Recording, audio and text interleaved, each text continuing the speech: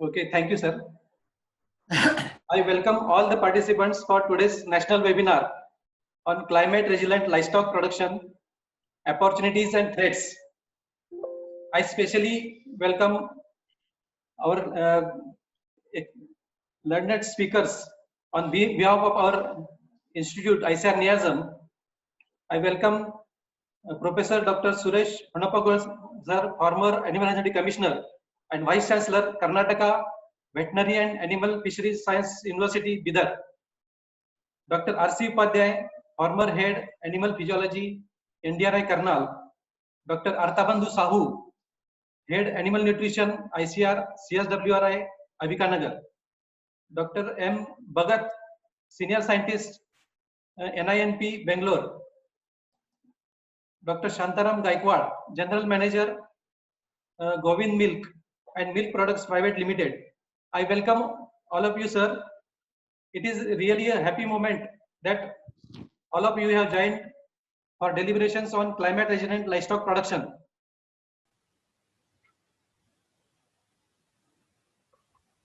Our director, Dr. Himanshu Pathak, has taken keen interest in organization of this webinar.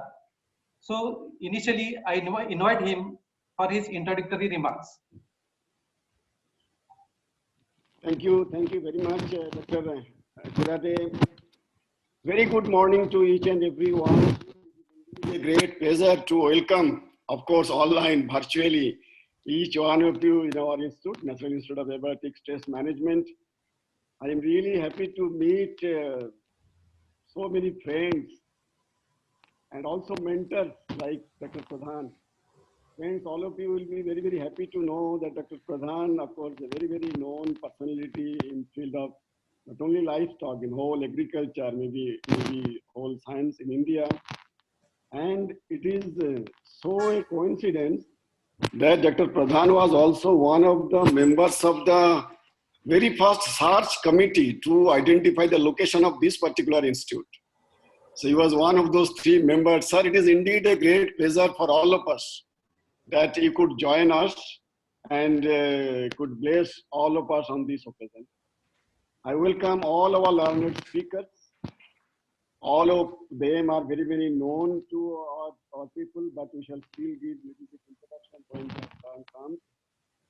I welcome each and every one, all the scientists, students, research scholars, technical staff, the farmers, everybody who have joined us today in this bright sun. Of course, in Baramati, it is very, very bright sun and very festive season all over the country. And of course, amidst the pandemic with Corona, so with all kinds of limitations. Friends, I would like to welcome all of you with our institute song, and just let me share that one.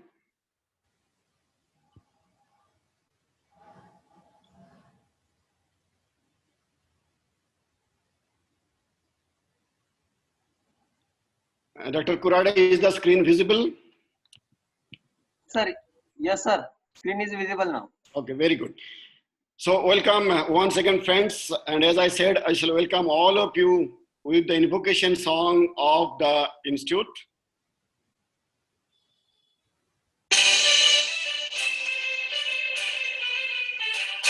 यह खोज खोज पर तनाव मुक्ति का नारा है, अजैविक स्ट्रेस प्रबंधन संस्थान हमारा है, अजैविक स्ट्रेस प्रबंधन संस्थान हमारा है।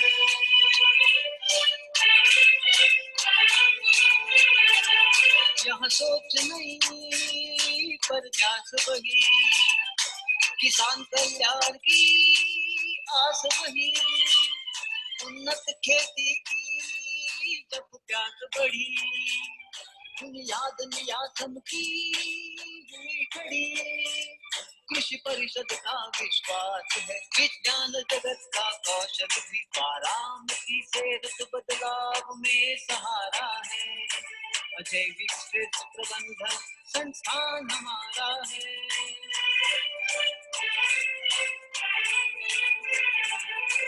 उपज क्रांति के गहरे रंग खिलेंगे। अन्न सुरक्षा है लक्ष्य यही, पशु पक्षी मत्स्य उत्पादन बागवानी से आय दुगनी। हवा पानी मिट्टी से यहाँ समस्त तनाव मिटाना है, संकल्प सिद्धि का झंडा गौरव से लहराना है। अजैविक स्ट्रेस प्रबंधन संस्थान हमारा है, अजैविक स्ट्रेस प्रबंधन संस्थान हमारा है।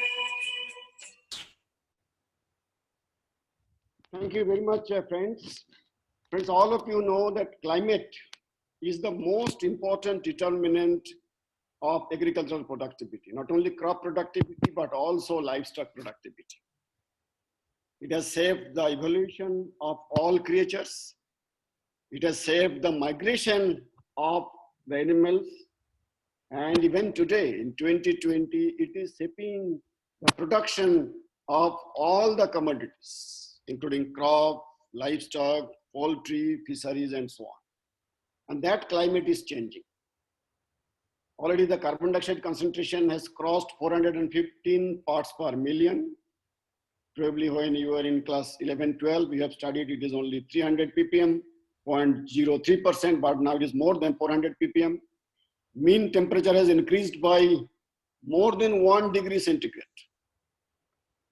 5 warmest years have been recorded since 2015. So every year, the global temperature is making a new record every year. Seasons are shifting, and wherever you are, whether in north, south, east, or west, you can feel this. Rainfall variability as well as rainfall intensity is increasing. Glaciers are retreating, sea level is rising, and new insect, pest, and diseases are emerging. You can see all these red areas of the country are the areas where there have been significant increase in temperature. This is the graph of carbon dioxide, which is continuously increasing. It is increasing at a rate of 2.2 parts per million every year. This is the graph of temperature, and you can see how it is increasing. This is the map of the country, and the red areas are the areas which are going to be very, very vulnerable for sea level rise. This is what has already happened actually. And the projections are still much more graveyard. Few scenarios, we did some analysis at IRI, that the temperature, when we talk about the minimum temperature, is rising more than the maximum temperature. The rise of temperature again is more during Rabi season compared to Kharif season. And it is also more variable during Rabi season compared to Kharif season. And again, rise of temperature or increase of temperature is more in the northern India compared to South India. When we talk of rainfall changes, then the amount, intensity, and variability all are increasing. Duration of rainfall is reducing.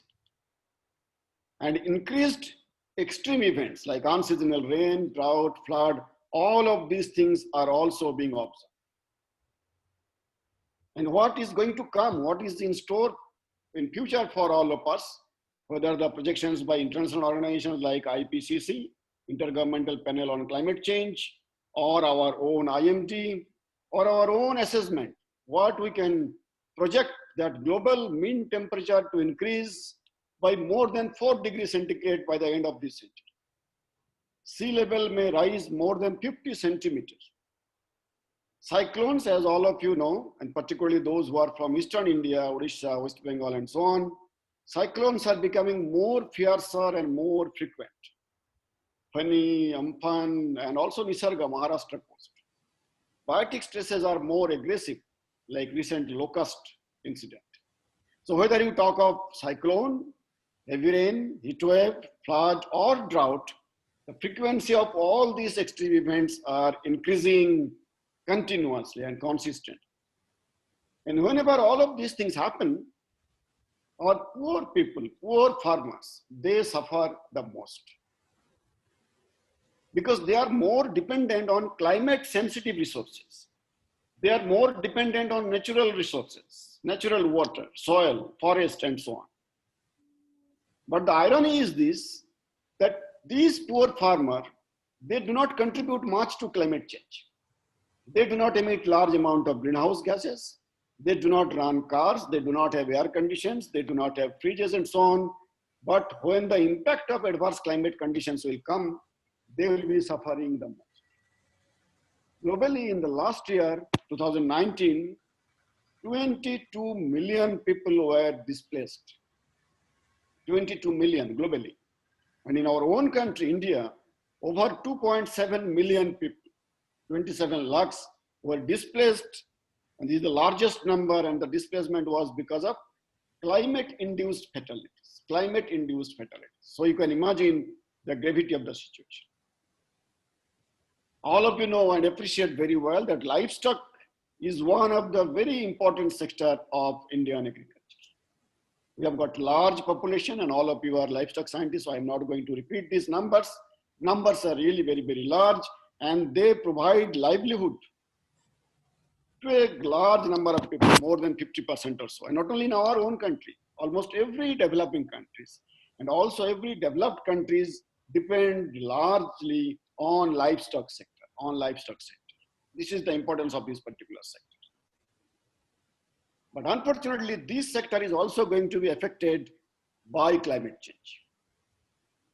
This sector has got some advantages and also some disadvantages. Advantages include that animals have ability to adapt to marginal as well as abiotic stress conditions.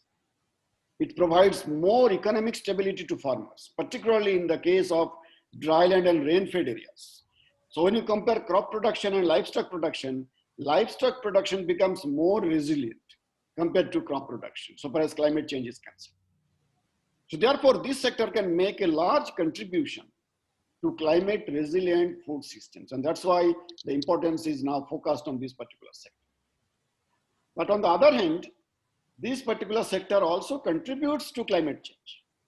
It emits quite large amount of greenhouse gases. I shall just show some of the data.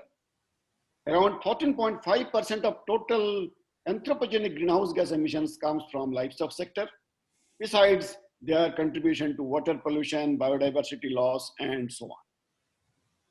These are some of the data just for your information.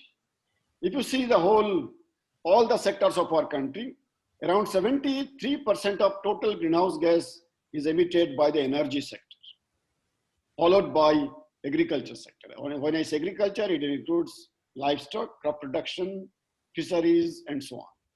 Industry sector contributes 8%, and waste management sector contributes 3%.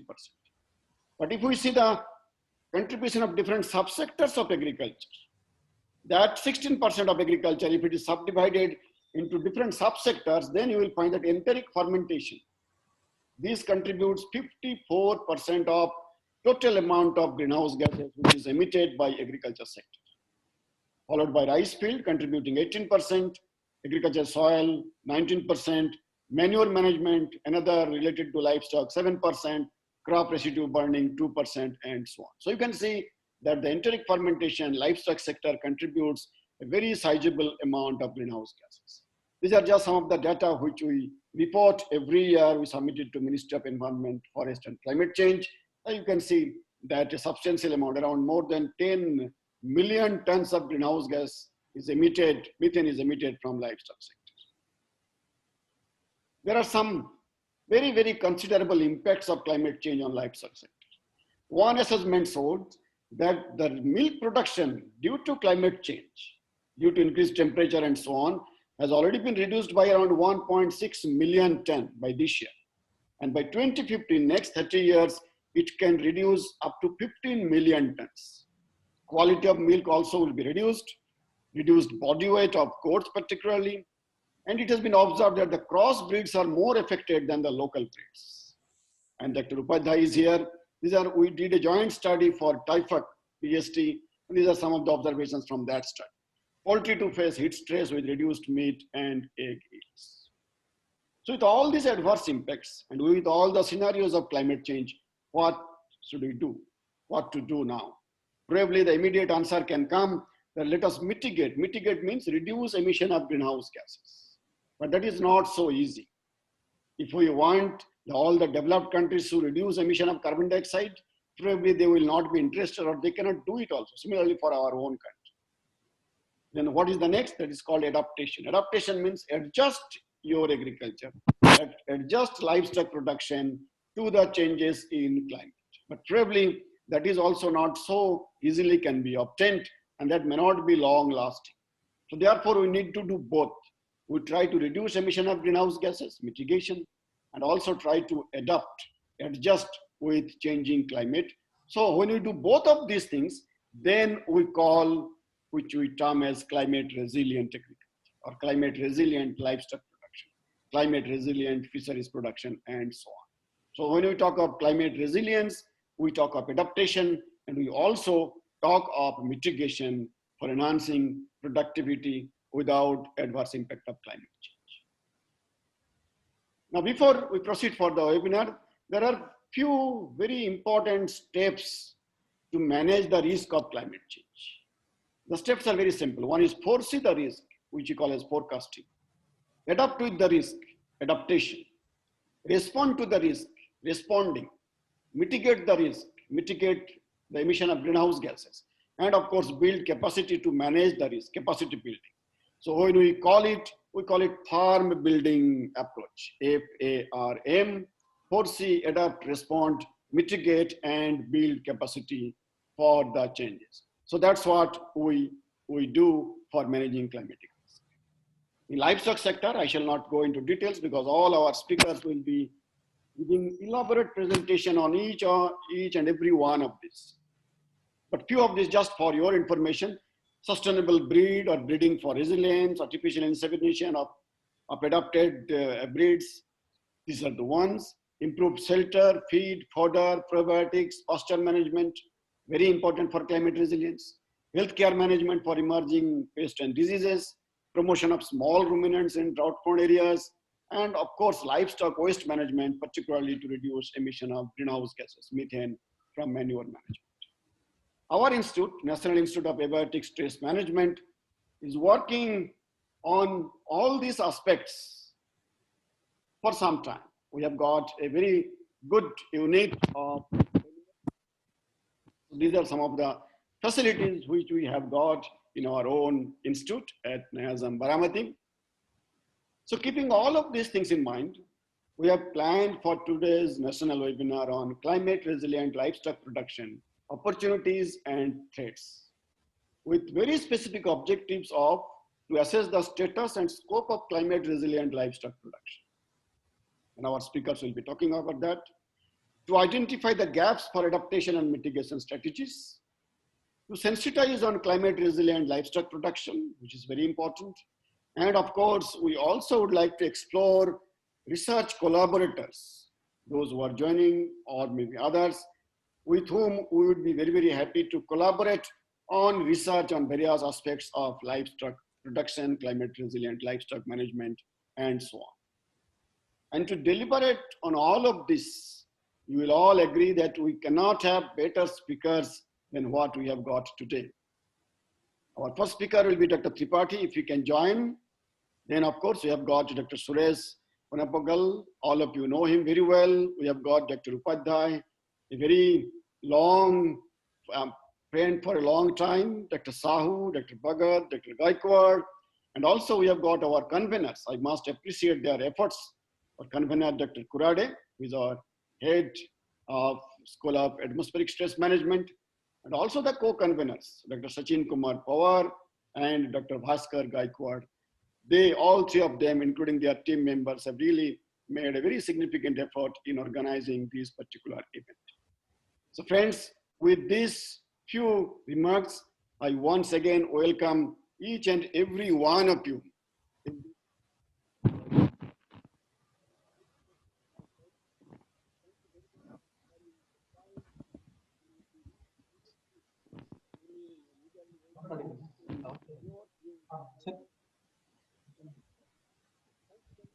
Sir, you are not audible, sir.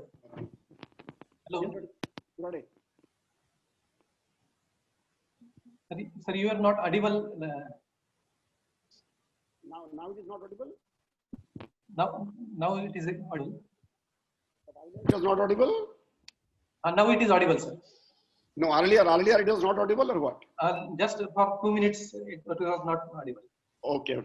I'm sorry for that because probably there is some, but just in the end, I was welcoming once again to each and every one of you. Thank you very much. Now it is over to Dr. Kurade. Okay, thank you, sir. Thank you, sir, for your introductory remarks. Sir, you have nicely explained about this impact of climate change on agriculture and particularly on livestock sector. And this has given a lot of clarity to the purpose of the today's webinar. So now our chief guest, Dr. B.N. Tripathi, he is still busy in some meeting, so he could not join till now. So I can see Professor Dr. K. Pradhan is also available here. So I request him for his some remarks about this webinar. Well, thank you very much. Are you hearing me? Yes, sir, we can hear you. Thank you very much. And thank you, Dr. Pathak. After a short gap, we meet again. And we had, but I was a little interested to listen to you, not to what I can tell you, because I am not an expert in this.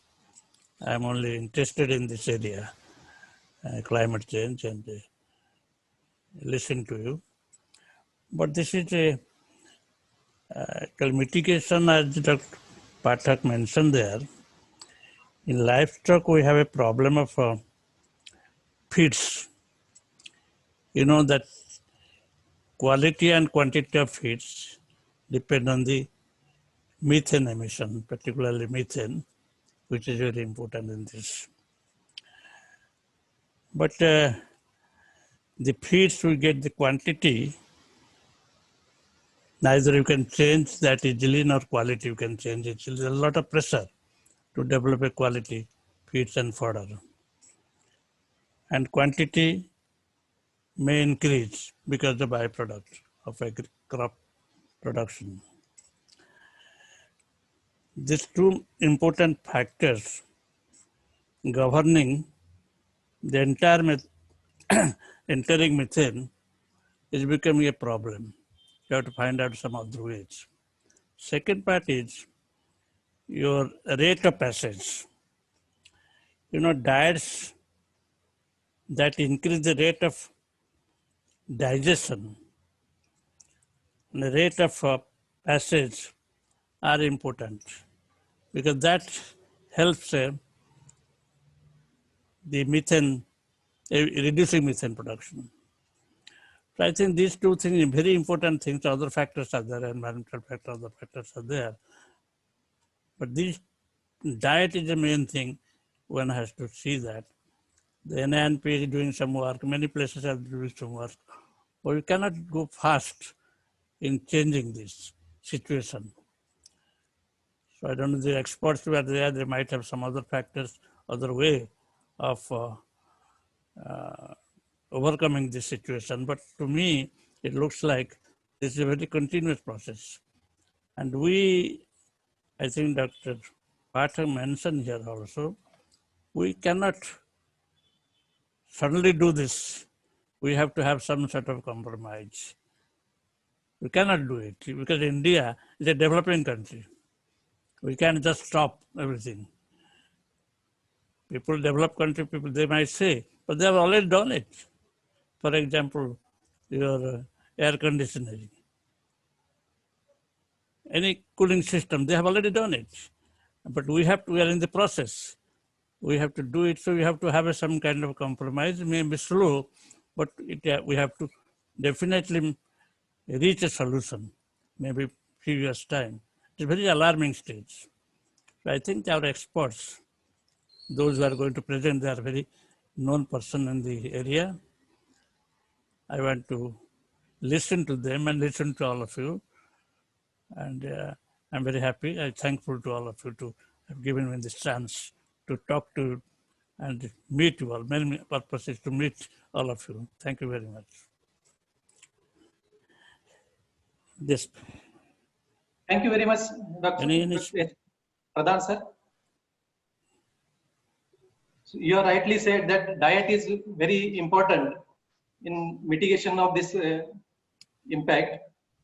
So we have kept one lecture on this, that role of nutrition on climate resilient livestock production by Dr. Sahu. He will be delivering on that aspect. So now it's time for our first speaker. So now I would like to introduce our first speaker, Dr. Professor Suresh Honapagar sir. Professor Suresh Honapagar, born in 1959, and he obtained his graduation degree BSc in 1982 and MSc in 1985 from US Bangalore. He did his PhD in 1992 from IBRI.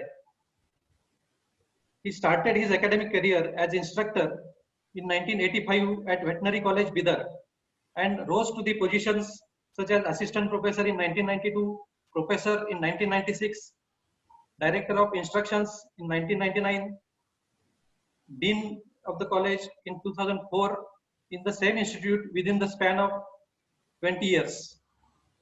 After director research in 2007, and he was second vice chancellor of the Karnataka Veterinary and Animal Fishery Science University, Bidar. Later, he joined ICR as Assistant Director General for Quality Assurance and Reforms at Education Division during May to December 2013 and contributed towards excellence in higher agriculture education. He also occupied the position of profession's most coveted position as Animal Husbandry Commissioner in Ministry of Agriculture and Farmers Welfare, Government of India, New Delhi, from December 2013 to 2019. As a Vice Chancellor, he has contributed to the establishment of new colleges, research centers, academic programs, and entered MOUs with many reputed national and international institutes. As Animal Husbandry Commissioner, he was responsible for technical matters related to animal health, production, and human resource development, and he designed the flagship programs for Government of India like Rashtriya Gokul Mission, National Dairy Program 2, and many more. Professor Suresh Honapagar has been widely honored for his meritorious research, development contributions, and leadership in veterinary science. He is the recipient of 4 national level fellowships and more than 25 other awards of national and international repute. He is the recipient of Best Undergraduate Teacher, Young Scientist, Best Veterinary Award, Dr. R.D. Nanja Memorial Karnataka Veterinary Association Lifetime Achievement Award, Karuna Award, Matsya Ratna Award, Indira Gandhi Sadbhavana Award, and so many. So based on his vast experience in the livestock production, I invite Dr. Suresh Honapagar sir for delivering his lecture on status, scope, and challenges for livestock production in India. Dr. Honapagar sir, please. Thank you, Dr. Kurade. Will you share my screen? Yes, sir. Yes.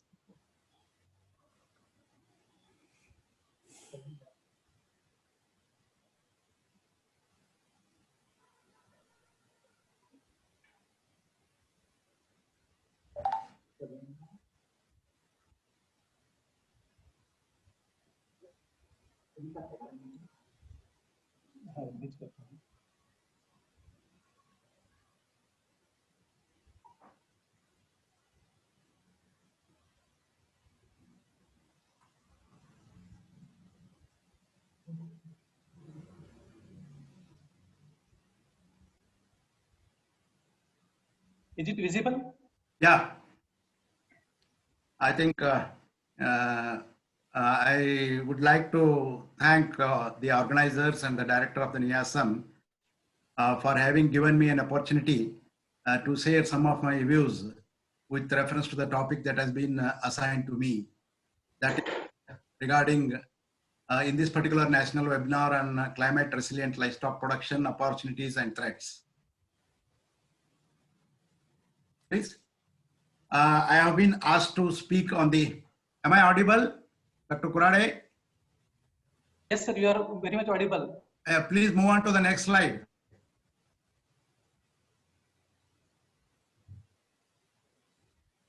And my presentation will be on the status, scope, and challenges of the livestock sector.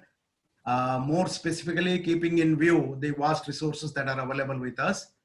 And I will be making my presentation in about 5 slots. That is the status, the scope, challenges, and the way forward. And based on the way forward, what will be the roadmap for the livestock development in the country. Next, please. To begin with, already well said by the earlier speakers with reference to the rich livestock resources what we have got across the country. And this sector plays an important role in the Indian economy, providing livelihood to 2/3 of the rural community. And about 20.5 million people entirely depend upon the livestock sector. And yet another beauty of this sector is that it is women empowerment is also there. Majority of them are the women folk who are involved in the livestock activities. And the sector alone contributes to the tune of 16% to the income of the small households, against 14% for all rural households. This sector contributes nearly to the tune of 5.1% to the gross value added, amounting to almost 30% of the total agriculture GVA, while agriculture and the allied sector put together, the contribution in terms of GVA is 17.1% of the total India's GVA in 2018-19. Next. We have a vast livestock.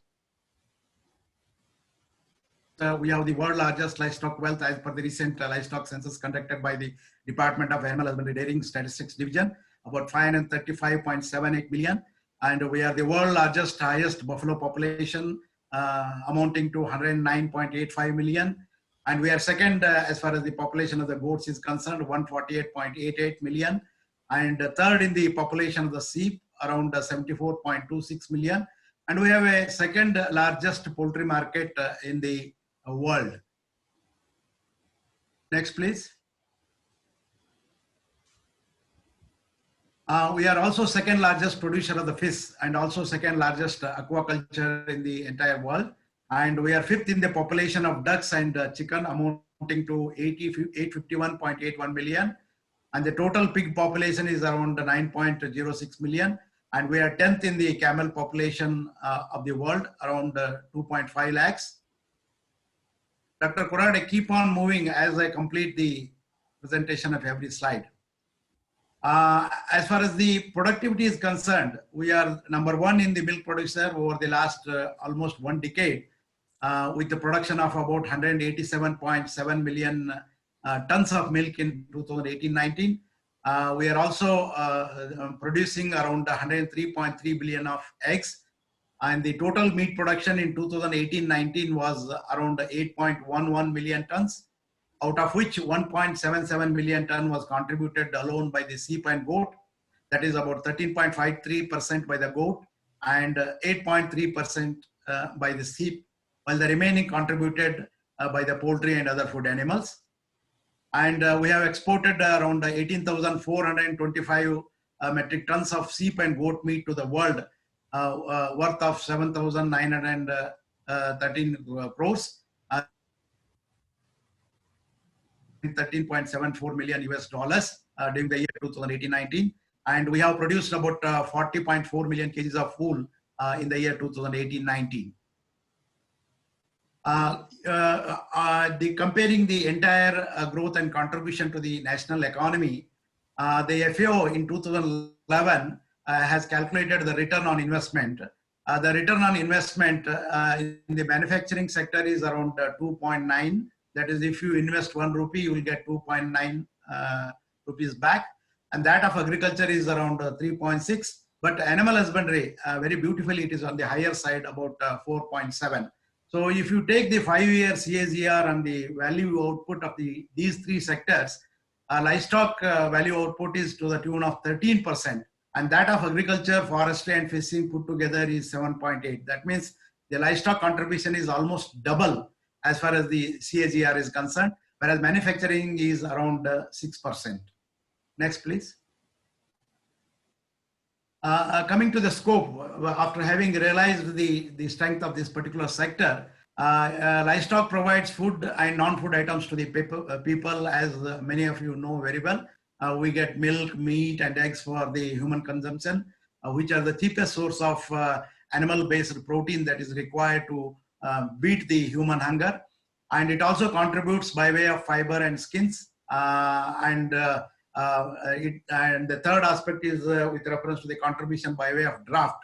Although mechanization of agriculture has taken a major share with reference to conducting various agricultural operations, but the small and marginal farmers still they depend on the animal power, animal draftability, and in addition to that, the pack animals like camels, donkeys, ponies, mules, etc., are contributing to a great extent as far as the transport in the difficult areas are. This is a major contribution by the livestock sector.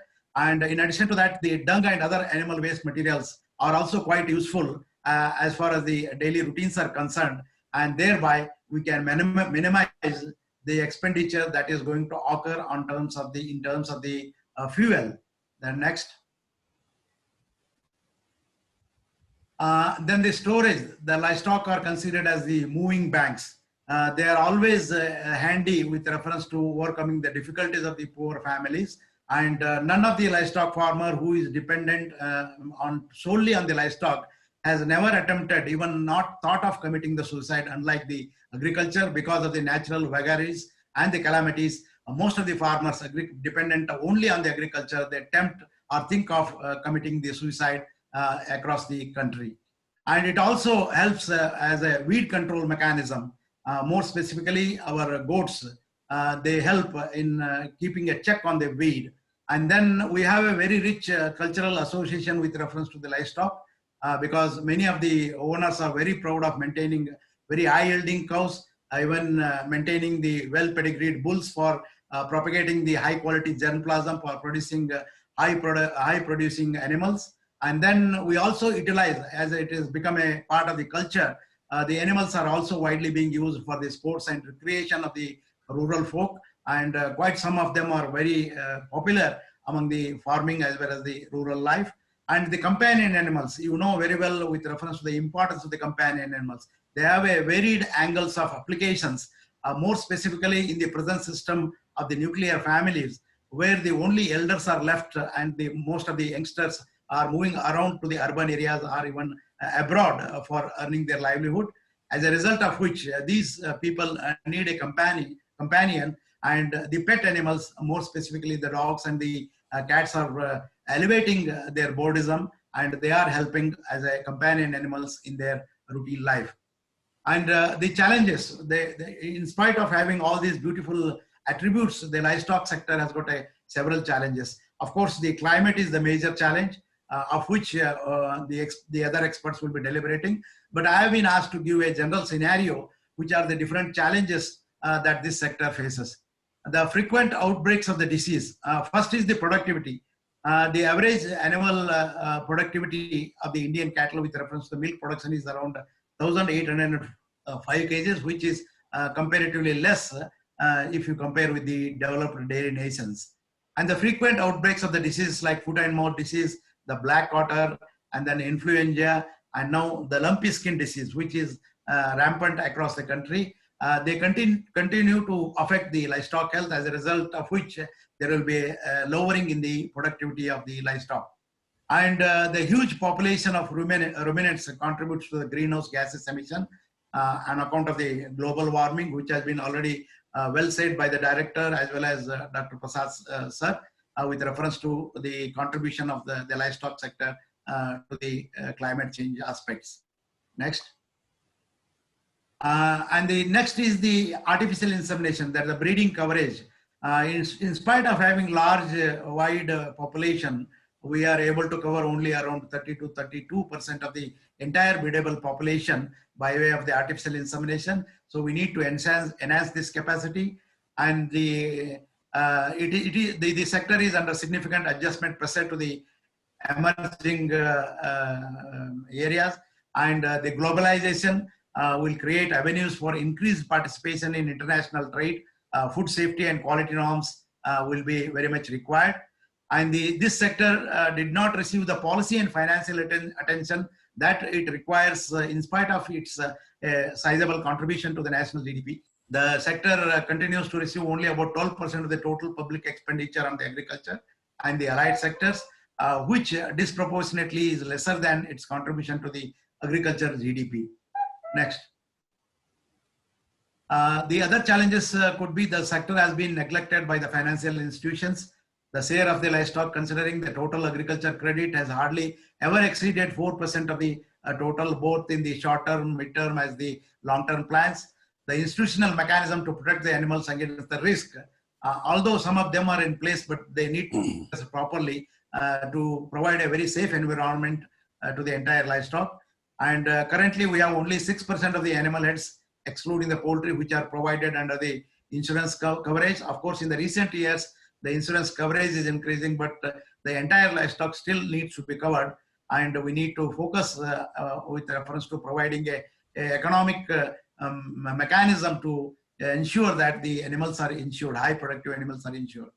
And the livestock drivers a major part of their energy requirement from the agriculture byproducts and residues, and hardly 5% of the cropped area is utilized to grow the fodder.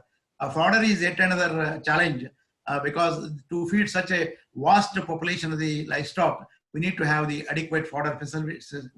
It is not that satisfactory, but still we need to focus as far as this particular aspect is concerned.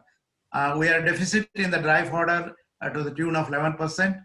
And the other challenges is access to the markets is very critical.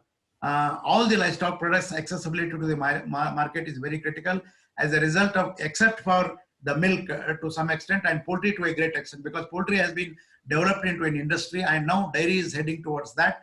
And slowly the small ruminants should also take a place with reference to getting a proper market network. And slaughter facilities. Although we have the food animals, but we don't have the adequate required slaughter facilities. We need to focus on this because we have only the makeshift slaughterhouses as of now.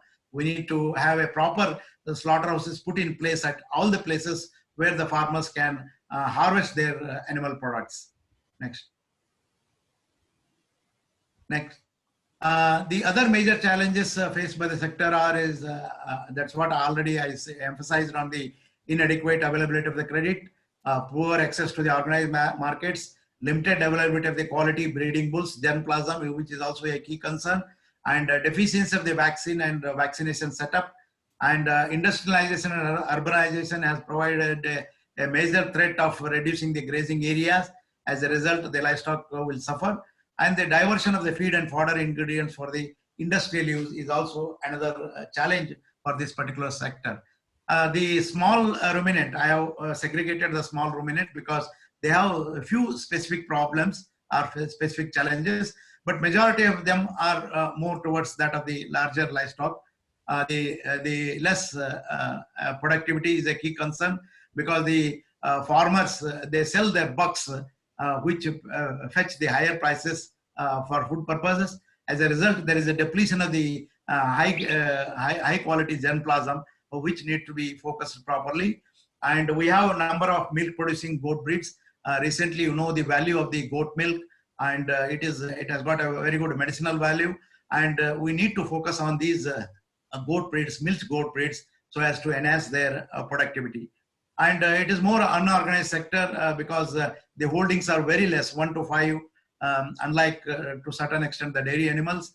And these needs to be, it needs to be proportionally increased by way of providing the forward and backward linkages to the livestock farmers involved in the sheep and goat sector. Next.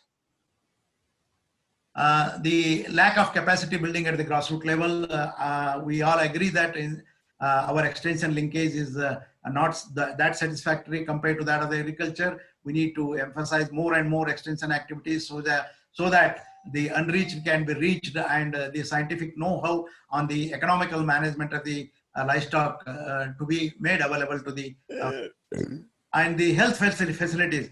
Although we have a very wide network of the healthcare facilities to extend the veterinary health coverage to the entire livestock population, but still they need to be focused properly, and they need to be given to a great extent to reach everybody or every animal in the corner of the country. Next.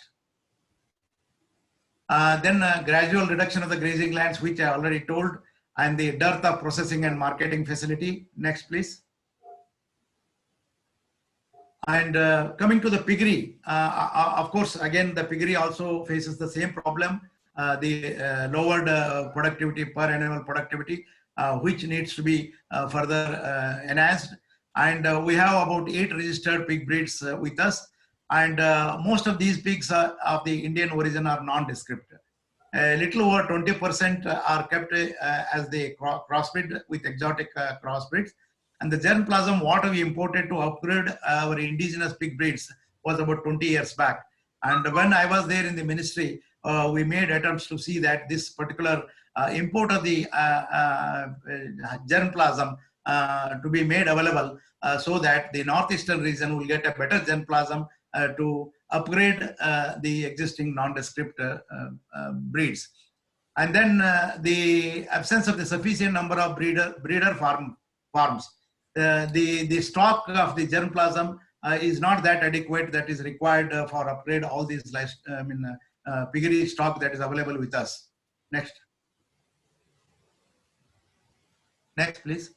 This is also an unorganized sector, and it needs to be focused to bring it to the organized sector to provide proper facilities for the slaughterhouses, as well as the pig processing or the pig products development and other things. And the tendency of the pig grower is to raise the pig to marketable age on zero to negligible inputs. This is a very beautiful aspect of this particular sector. And we have a religious taboo which restricts the pork consumption across the country. Next.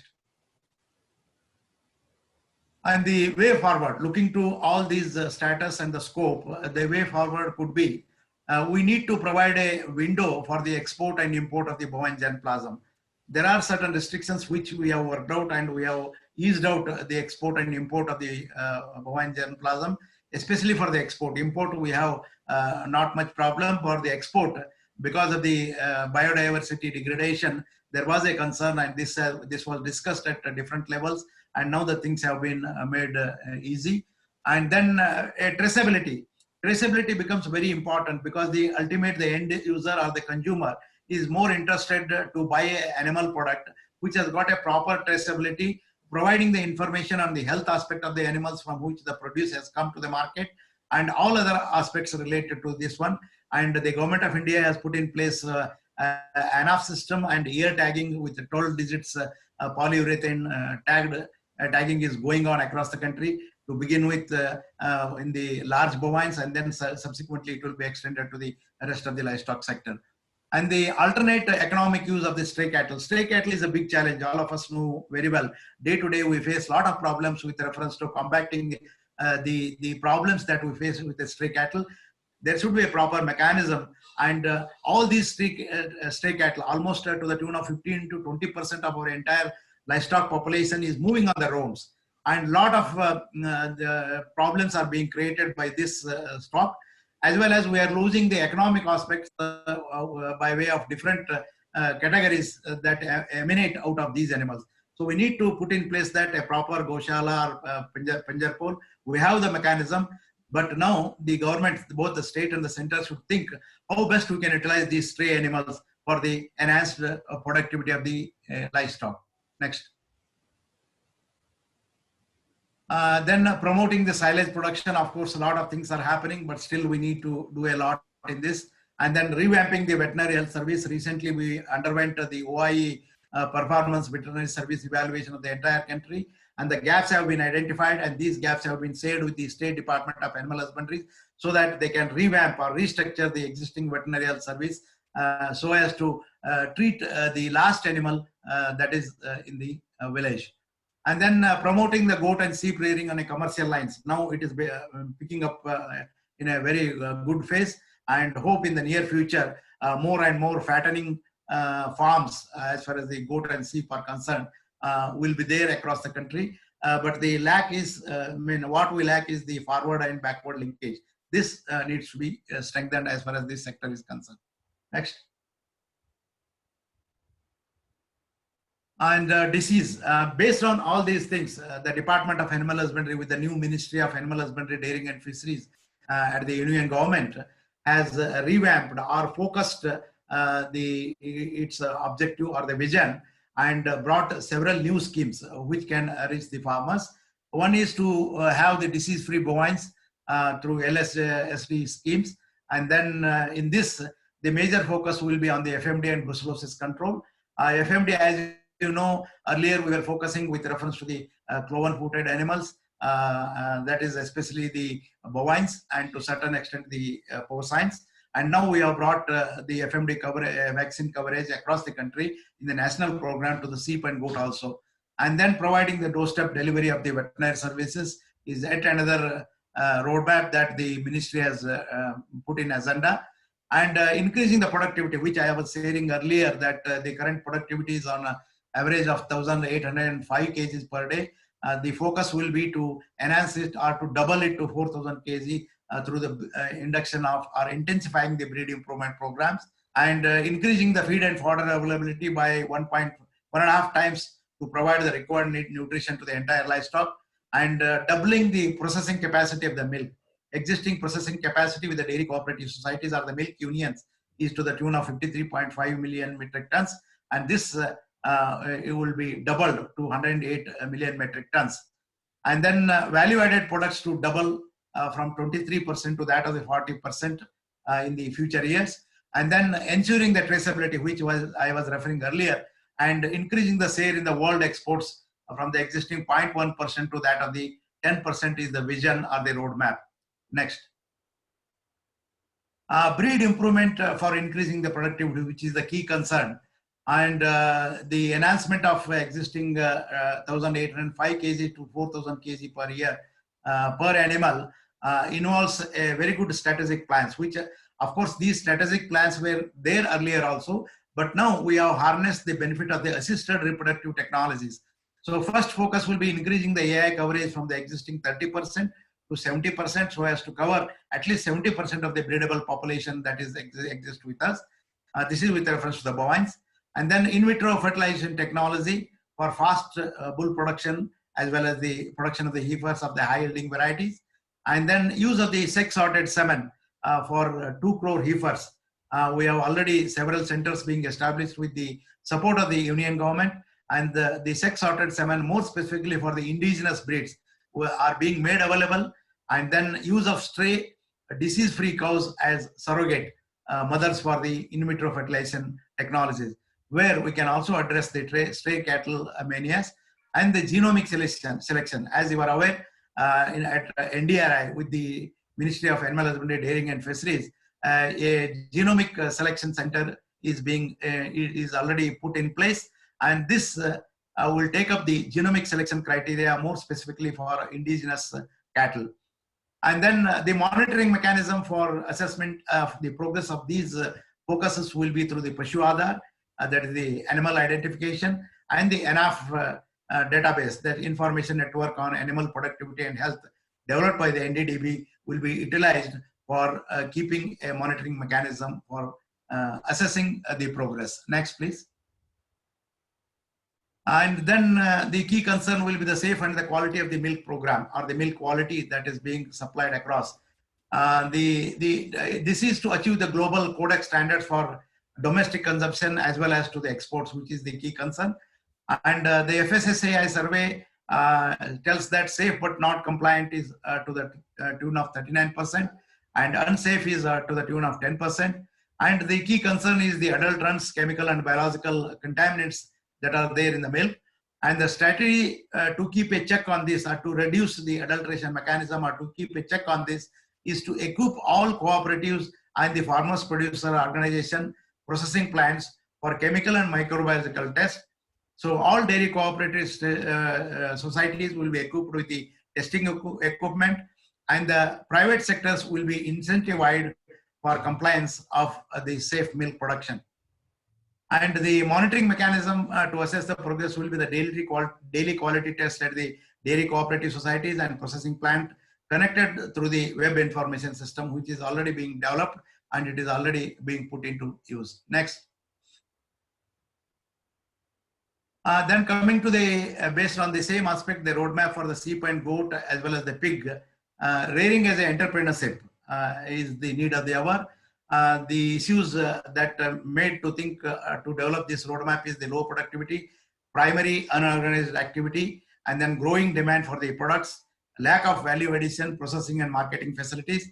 The strategy to address these issues could be the genetic upgradation of the indigenous breeds, and then introduction of the exotic and the crossbred germplasm, improved nutrition and disease control, creation of entrepreneurship through SHGs, FPOs, FCQs, as well as the JLGs, and to create value addition, processing and marketing facilities. And the outcome will be the doubling the productivity in 5 years. Next, please. Then the last thing is poultry.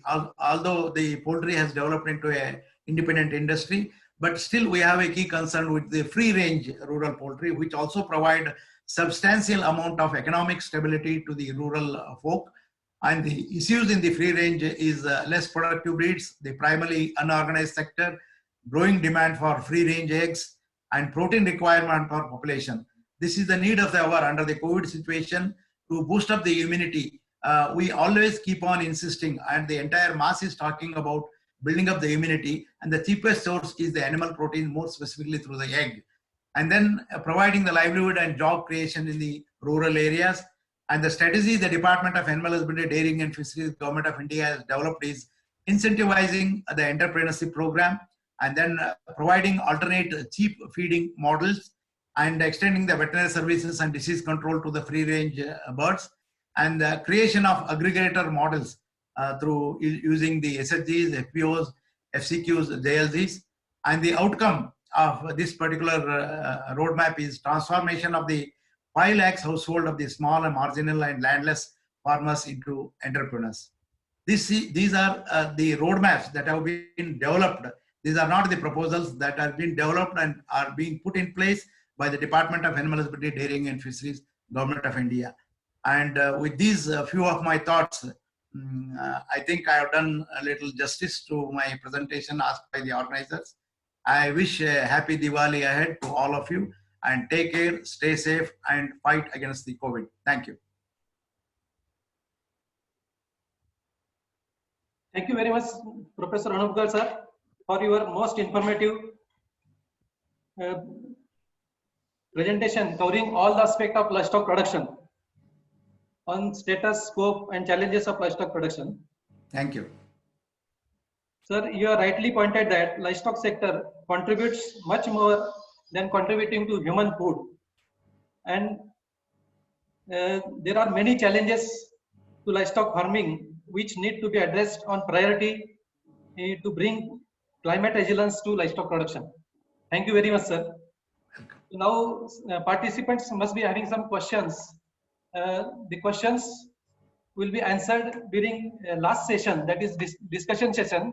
The participant can drop their questions in the chat box, and that will be taken up during the discussion session. Thank you very much, sir. Thank you. So now we'll move to our next lecture. Our next speaker of this today's webinar is Dr. Ramesh Upadhyay. Now I will like to introduce him before his presentation. Dr. Ramesh Upadhyay graduated in 1972. He did his post-graduation in 1974 from Govind Vallabh Pant University of Agriculture, Pantnagar. Further, he did his PhD in 1982 from NDRI, Karnal. Dr. Upadhyay is having vast experience of 39 long years from 1976 to 2015. He joined as scientist ARS in first batch of ARS in 1976 at ICRI NDRI in animal physiology, and he retired in 2015. So during this period, in 2014, he established Climate Resilient Livestock Research Center for Phenomic Climate Change and GHG research. He was principal investigator for ICRI India National Initiative on Innovations on Climate Resilient Agriculture. He was network project coordinator on climate change and on animal shelter.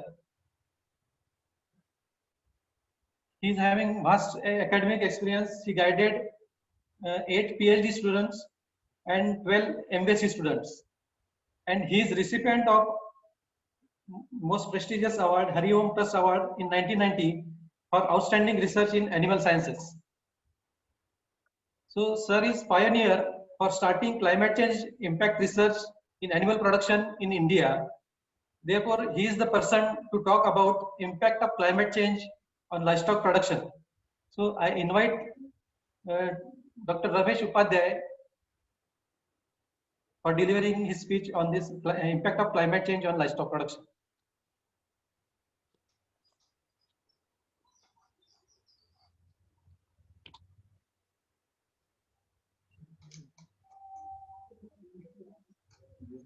Am I audible?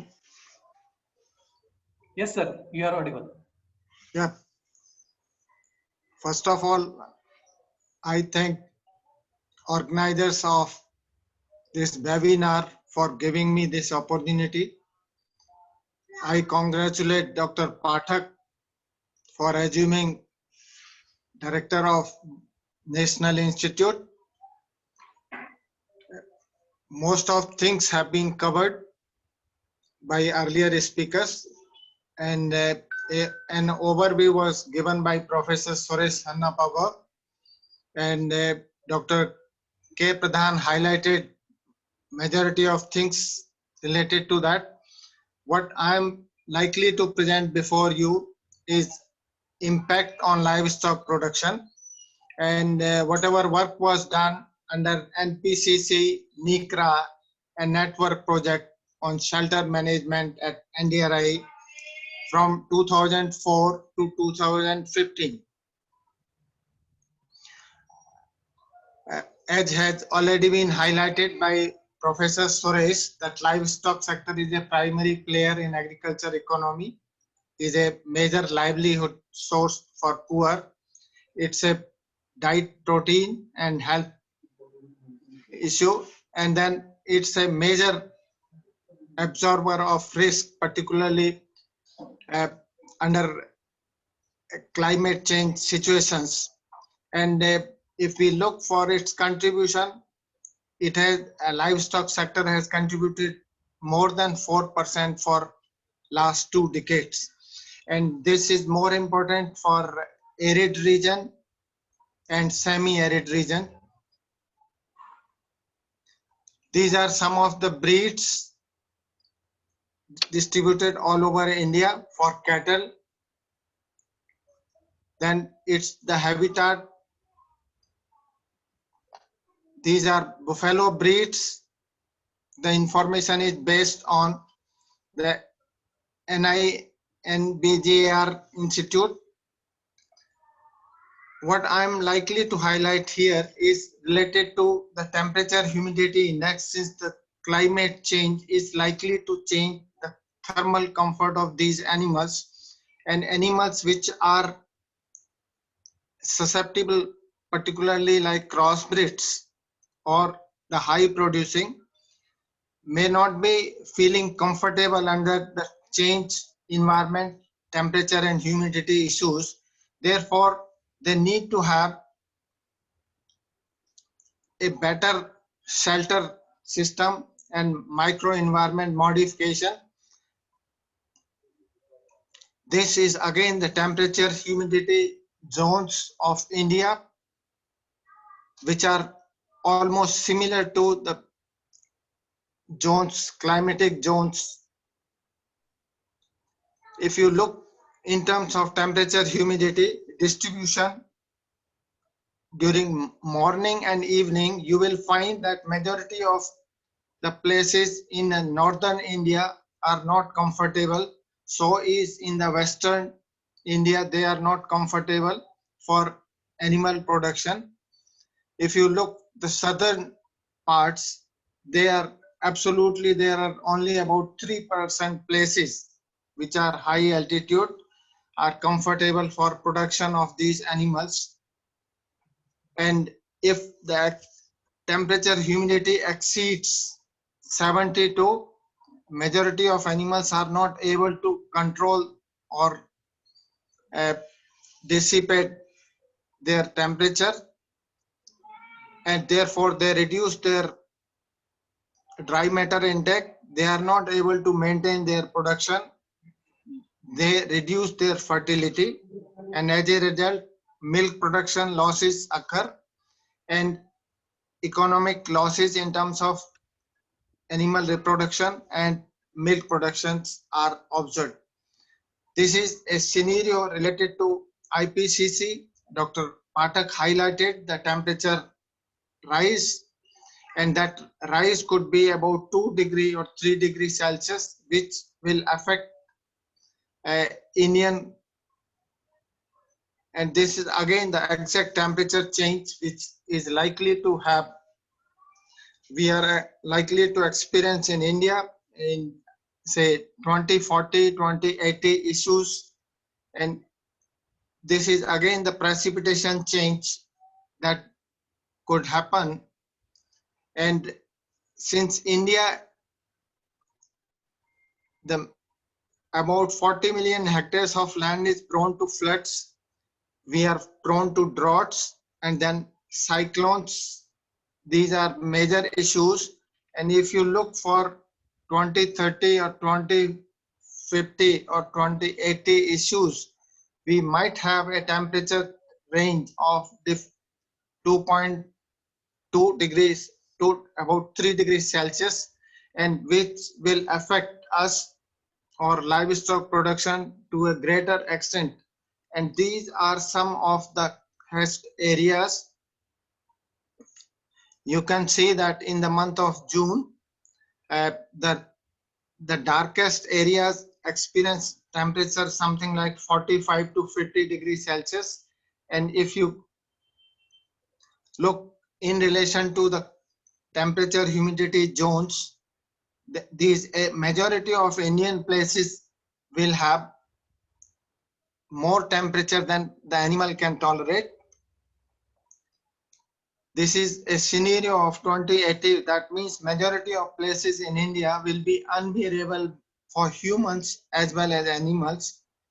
And again, if you see in the 2030 versus 1980 base scenario, that majority of places are likely to experience temperature rise, and that will be again uncomfortable, or animals will not be able to tolerate these temperatures.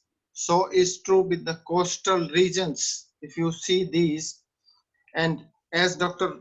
Pradhan highlighted, that majority of feed resources are not there, and we have a deficit except Punjab, Haryana, and Madhya Pradesh. We have little more than what we need to feed our animals, and we have deficit in terms of green fodder as well as dry fodder. So in relation to consequences of climate change, that projected changes in T minimum and T maximum extremes will affect thermal balance of animals. Temperature increase at much higher rates than their temperature will affect heat dissipation and recovery to normal. This will reduce feed intake and impact productivity of majority of animals, and that will cause decrease in immunity and increase incidence of viral, bacterial and parasitic diseases. So these are some of the issues when it comes to impact of climate change on the larger production thing. You will find that milk production is directly impacted. The reproduction is again impacted. The growth of these animals is impacted. Pulmonary functions are impacted. Thermoregulation is again affected. And as such, energy metabolism and oxidative stress increases. Therefore, majority of productive functions of these animals will be impacted or are impacted by the change, and the decline in yield, milk yield, we have observed up to 30% due to cold or heat waves, and decline in production due to impact on lactation length and reproduction primarily. And there is the impact on immunity and health in terms of the diseases, other diseases, reproductive diseases.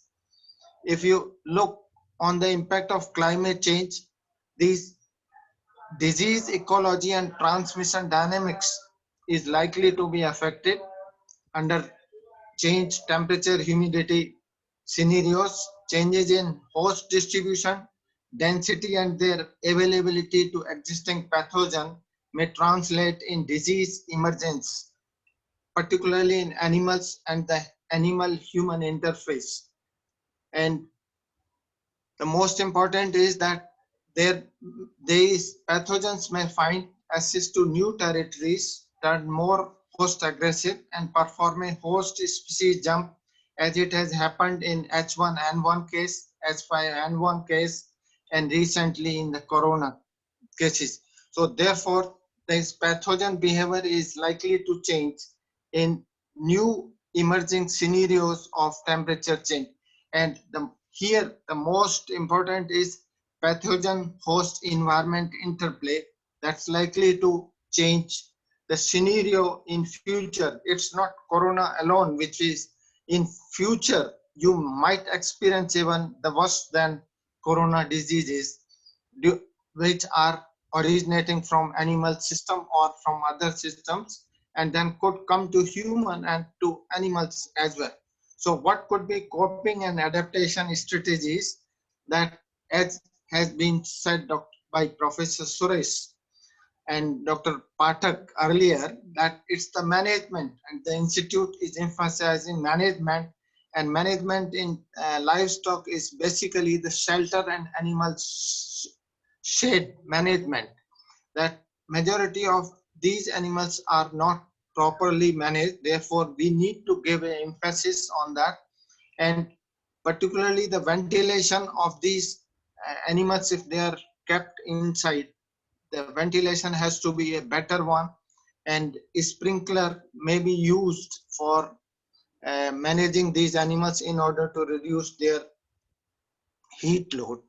And it's the nutrition which is most important, that it's not only the dry matter, it's not the green, it's the mineral and feed additives we need to have. Besides that, we need to have a water and feed. Now, as Dr. Pathak and Professor Suresh said, that we need to upgrade our system, and crossbreeding has not given desired fruits or output over last 3 or 4 decades, and the emphasis needs to be given on genotype modification within our own systems, as has been done in Brazil and Australian milking zebu, that we need to improve our genotype to suit our conditions better. And health management has not received required attention, particularly preventive health care services. Vaccination is again a poor. Health management as such is neglected in India. And then the last issue here is ITKs. There are many ITKs. They could be used successfully for improving better production and health care.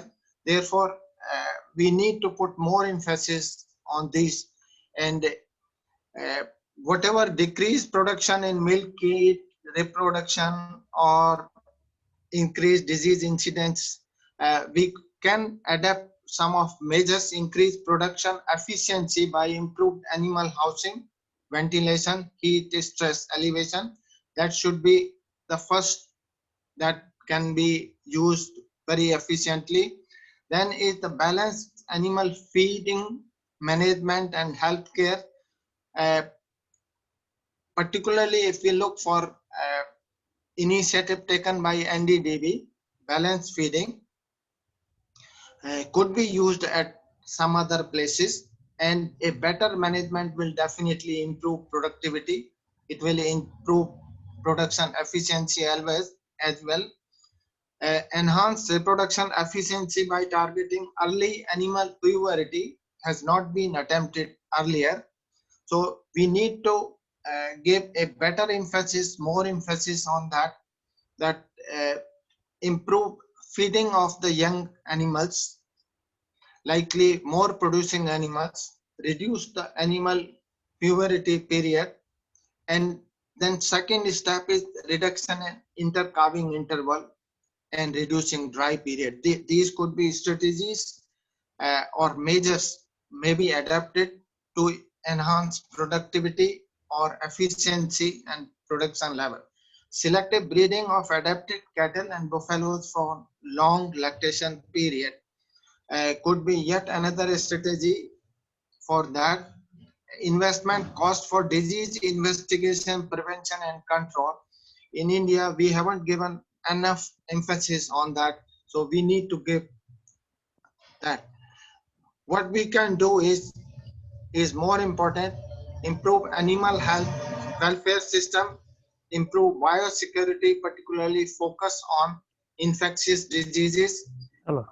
zoonotic diseases, and responsible use of Huh? antimicrobials by following One Health approach. Then we need to give more emphasis on animal welfare and capacity building program, and we need more investment in livestock sector. I think this is most neglected component of agriculture sector. Therefore, needs to be given more emphasis, more investment, more incentives for that. Manage animal feeds and fodder resources. I think you all know that particularly in northern India, we burn paddy stubs and we waste our resources. Majority of states do not have enough even dry matter for the animals. Therefore, whatever is being produced here could be sent there or through developing feed banks or animal feed resources, or therefore a greater emphasis needs to be done, or maybe research needs to be done on that how to make use of them.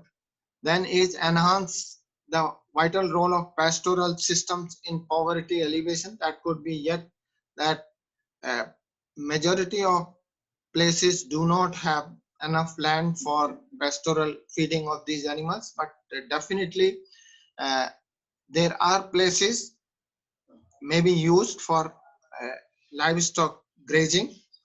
Restore degraded land and reduce deforestation. Then is enhance biophysical and economic integration in mixed system. I think we lack a component integration of livestock with crop and forests, and more emphasis needs to be given on that. Provide on-farm benefits in terms of fertilizer and drought power. We need to have different strategies for that. Enhance integration of livestock in bioeconomy by increased use of byproducts, manure management, use for fertilization. That should be one of the main thrust in future. Then is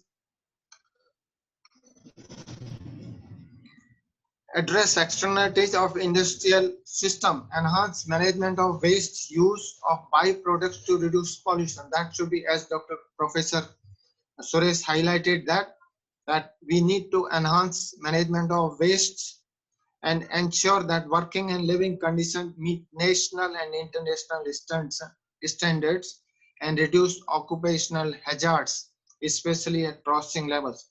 Both milk processing, meat processing, and other, they need to be at international level, which is lacking in our system.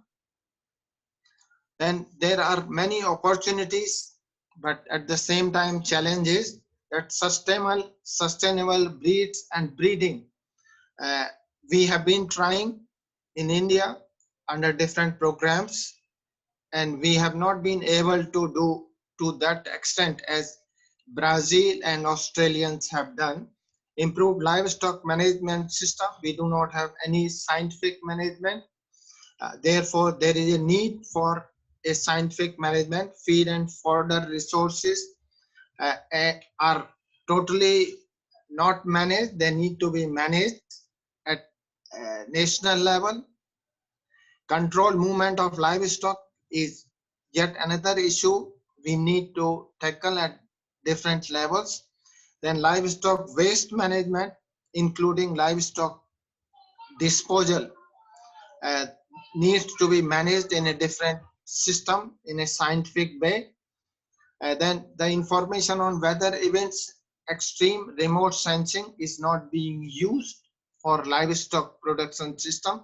Therefore, there needs to be an integration. Disease surveillance and monitoring is not at all particularly is in livestock sector. Therefore, there has to be a strong surveillance and monitoring. The disease prevention and vaccination programs, we do not have much on vaccination.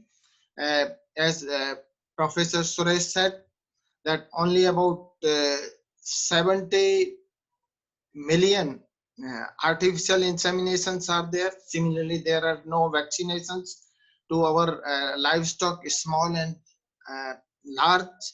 Therefore, I emphasize at the end of this that scientific livestock development and management should be our priority to cope up with the climate change. With that, thank you very much.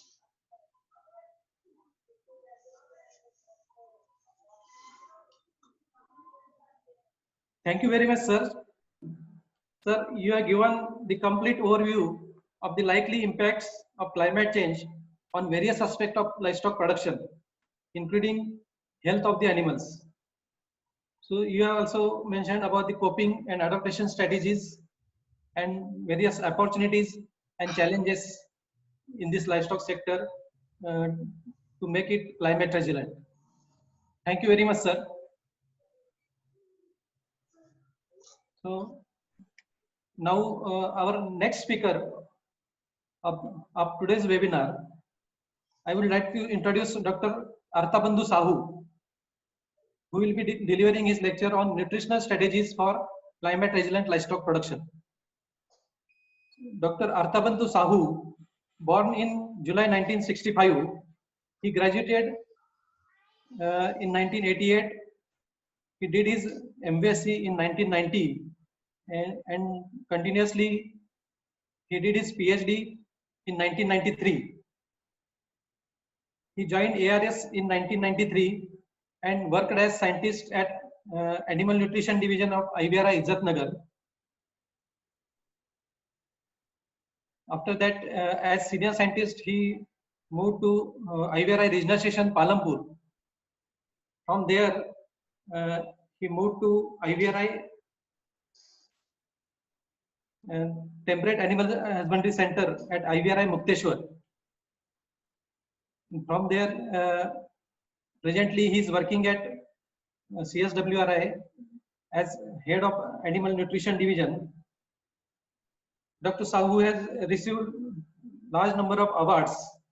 So just I will mention a few of them. He has received Endeavour Research Fellowship in 2009 and 10 of Government of Australia. Then International Research Leadership Award for Distinguished Scientist in Small Ruminant Nutrition. He is recipient of 3 different fellowships of various societies and associations. Some other awards he received are Bharat Jyoti Award in 2017, Krishi Vignan Gaurav in 2017, Senior Research Fellowship, Junior Research Fellowship during his PG and PhD. He is a recipient of various honors also. He has worked as acting director of CSWR also. He is secretary and vice president of the Indian Society for Sheep and Goat Production and Utilization. He is member of various subcommittees.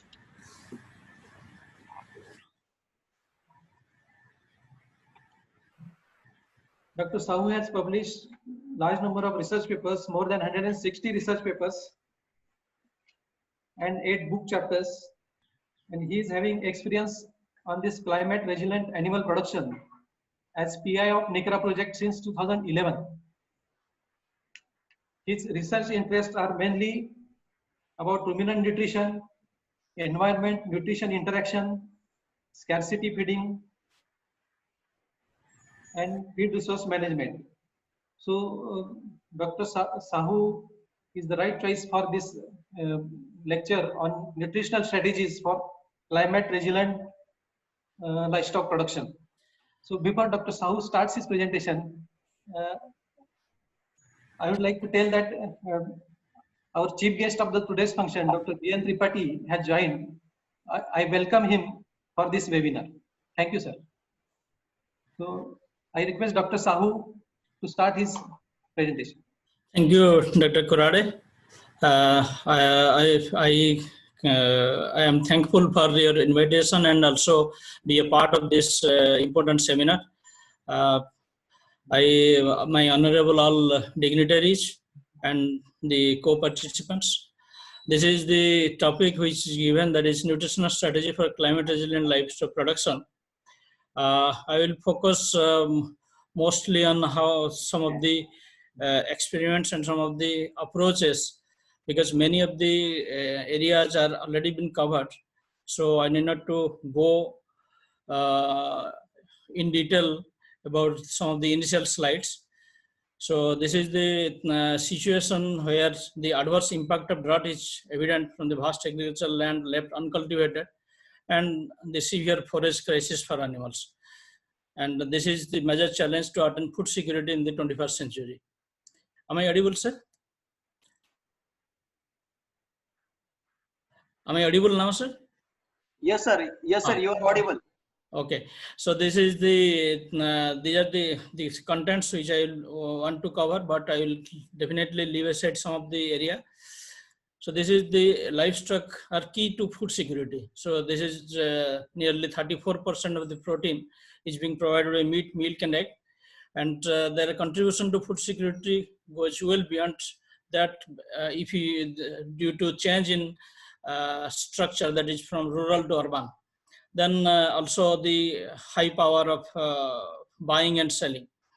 Then this is, but at the same time, the climate change has created another problem, that is whether the animal on which we are dependent on for the particularly food system, they are sustainable, and whether the nutrition of those animals is adequate, optimum, or whether we are able to provide precision nutrition when there is a demand for food for the increasing human populations.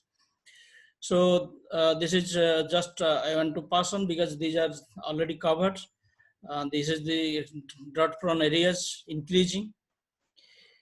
This is some situations in Maharashtra and in arid and semi-arid Rajasthan. Even you can see sheep are taking water from a muddy area where there is no clean water is available. Then the livestock production, which contributes to climate change, and climate change also affects livestock production. This is you can say co-sharing basis. So unless we manage the livestock for reducing anthropogenic GHG emissions, the climate change will remain there, and the contributions are from all sources. And the enteric methane fermentation that contributes to nearly 44% amongst all other factors which is being contributed by livestock. So in hundreds of millions of vulnerable people are relying on livestock, and this simple phenomena, that is the enteric methane fermentation, if you can reduce by say 2 to 3%, that actually gives a huge margin so far as livestock production is concerned, optimum livestock products availability is concerned, and at the same time reducing the GHG emissions for reducing climate effect on the earth. So this is the impact. So this is you can say a complex phenomena where the increase in environmental temperature is causing the scarcity of nutritional resources and other vegetation, which directly affects the livestock, and the livestock are susceptible to malnutrition, and the other vegetation providing anti-nutritional components, which is detrimental to its nutrient utilization. Then, as I have shown, the poor quality water availability, and then there is emerging and re-emerging newer diseases, or like particularly the respiratory related diseases, which is affecting now even the human being. So impact of drought, this is in detail what is happening. This is one case, because in 1987, what happened to the population? You see, all the population they reduced by this much percentage, and major is goat, cattle, and sheep. And so far as the new census is concerned, also the camel population is drastically declining in Rajasthan region, so also sheep population in Rajasthan region, but fortunately sheep and goat population is increasing in other parts of the country. Then definitely if there is decrease in population, the decrease in production, unless the production output of the animal is not increased. And increasing production output again depends on the food availability to the animals, which is getting scarce due to climate change effects. So mostly the agricultural related and hydrological related effect, it affects the livestock as a whole with respect to shortage of feed and fodder, reduced production, decline in sale price of animals, then particularly the availability of clean water, and more distress to the animal so far as due to outer migration from one place to other in search of food and water. Then this is in some of the districts. It is some of the survey work conducted, that is Marathwada, then Middle Gangetic Plain, Sonbhadra district of UP, Pauri district of Uttarakhand. Then you see the deficit, dry matter, DCP, and TDN. In at every case, it is so. Overall, the Indian scenario is like this. In 2020, the deficit is dry fodder deficit is 23, green 32, and concentrate 36, which will increase in this 25. It will to dry fodder deficit remains the same, but definitely green fodder and concentrate deficit is increasing, and by 2050 the increase is too much to handle. So above all, what it actually affecting the animals? So one is directly, that is the heat stress. Then another is indirectly, which affects, as I told, the low rainfall, more drought, reduced crop and pasture growth, reduced quantity quality feed. Then more walking, more migration, that is walking stress additions. Then all these, along with nutritional stress and water stress, it give a multiple stress to the animal, so which hampers growth and reproduction and decrease production overall. So this is the a graphical presentation of how the stresses are getting accumulated. That is walking stress, heat stress, nutritional stress, and water stress. So all these stresses are getting accumulated, and the effect is more when stress 1 and 2 is accumulated. Then the productivity improvement, that reduce emission intensity, this is another way. how we can reduce. This is the other side of the picture. If you increase productivity of animals, then there is chance of reducing the methane emissions. Then carbon sequestration through improved pasture management. This is another way. Then better livestock integration in our circular bioeconomy. So in this, the improved husbandry practices which we try to emphasize here can reduce emissions by 20 to 30%. Here, feed and nutrition, animal health, breeding, and others. Then, what is happening? Then feed and nutrition, improving feed quality can be achieved through improved grassland management, improved pasture species, forage mixture, feed processing, and strategic use of supplements, preferably locally available feed and products. So, first, that is pasture management, where the maximizing, we can go for maximizing fodder production, so that the dependency of livestock on concentrated resources will be less. So these are some of the approaches where we can go for renovation, restoration of established pasture. Then forage production from problematic soils which are not getting used, unproductive, sloppy, degraded, and salt affected lands. Then the agroforestry. This agroforestry actually double the biomass availability. That is in 2-tier system, 3-tier system. From single tier to 3-tier, the biomass availability will be double. So by that, within the same area, we can produce double the number of animals with adequate production.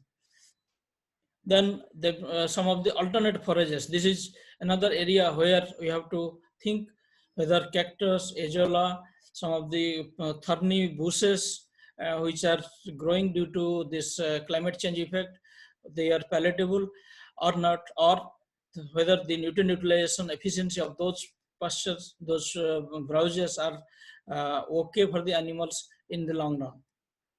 So here, incorporating fodder into joint forest management programs. This is one area where, because village forestry is one area where the NREGA is contributing. So in that village forestry, we can include pasture development also.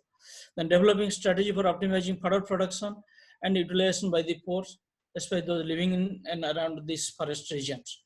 Then optimization of feeding strategy for efficient utilization of crop residues. This is a bigger area which actually affects both nutrient utilization and at the same time reducing greenhouse gases.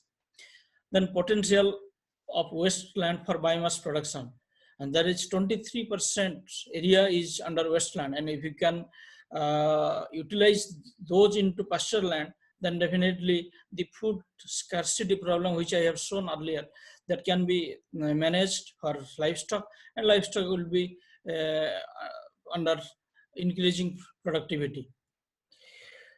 Then this is some of the how you can take care of the lands management and alternate land use system, silvopasture, then in hills and in other areas. Then going for different type of napier. Now the napier variety, that super napier has come. Napier CO5 has come, which gives more biomass availability in a particular in per hectare area.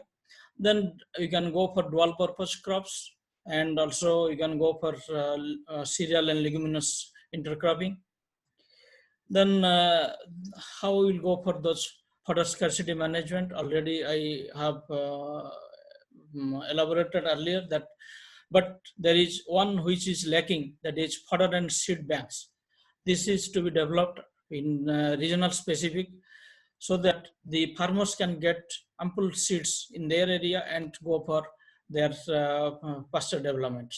Then demand-driven transport to process fodders. Then fodder processing and utilization technology. This is another area which needs to be taken care of.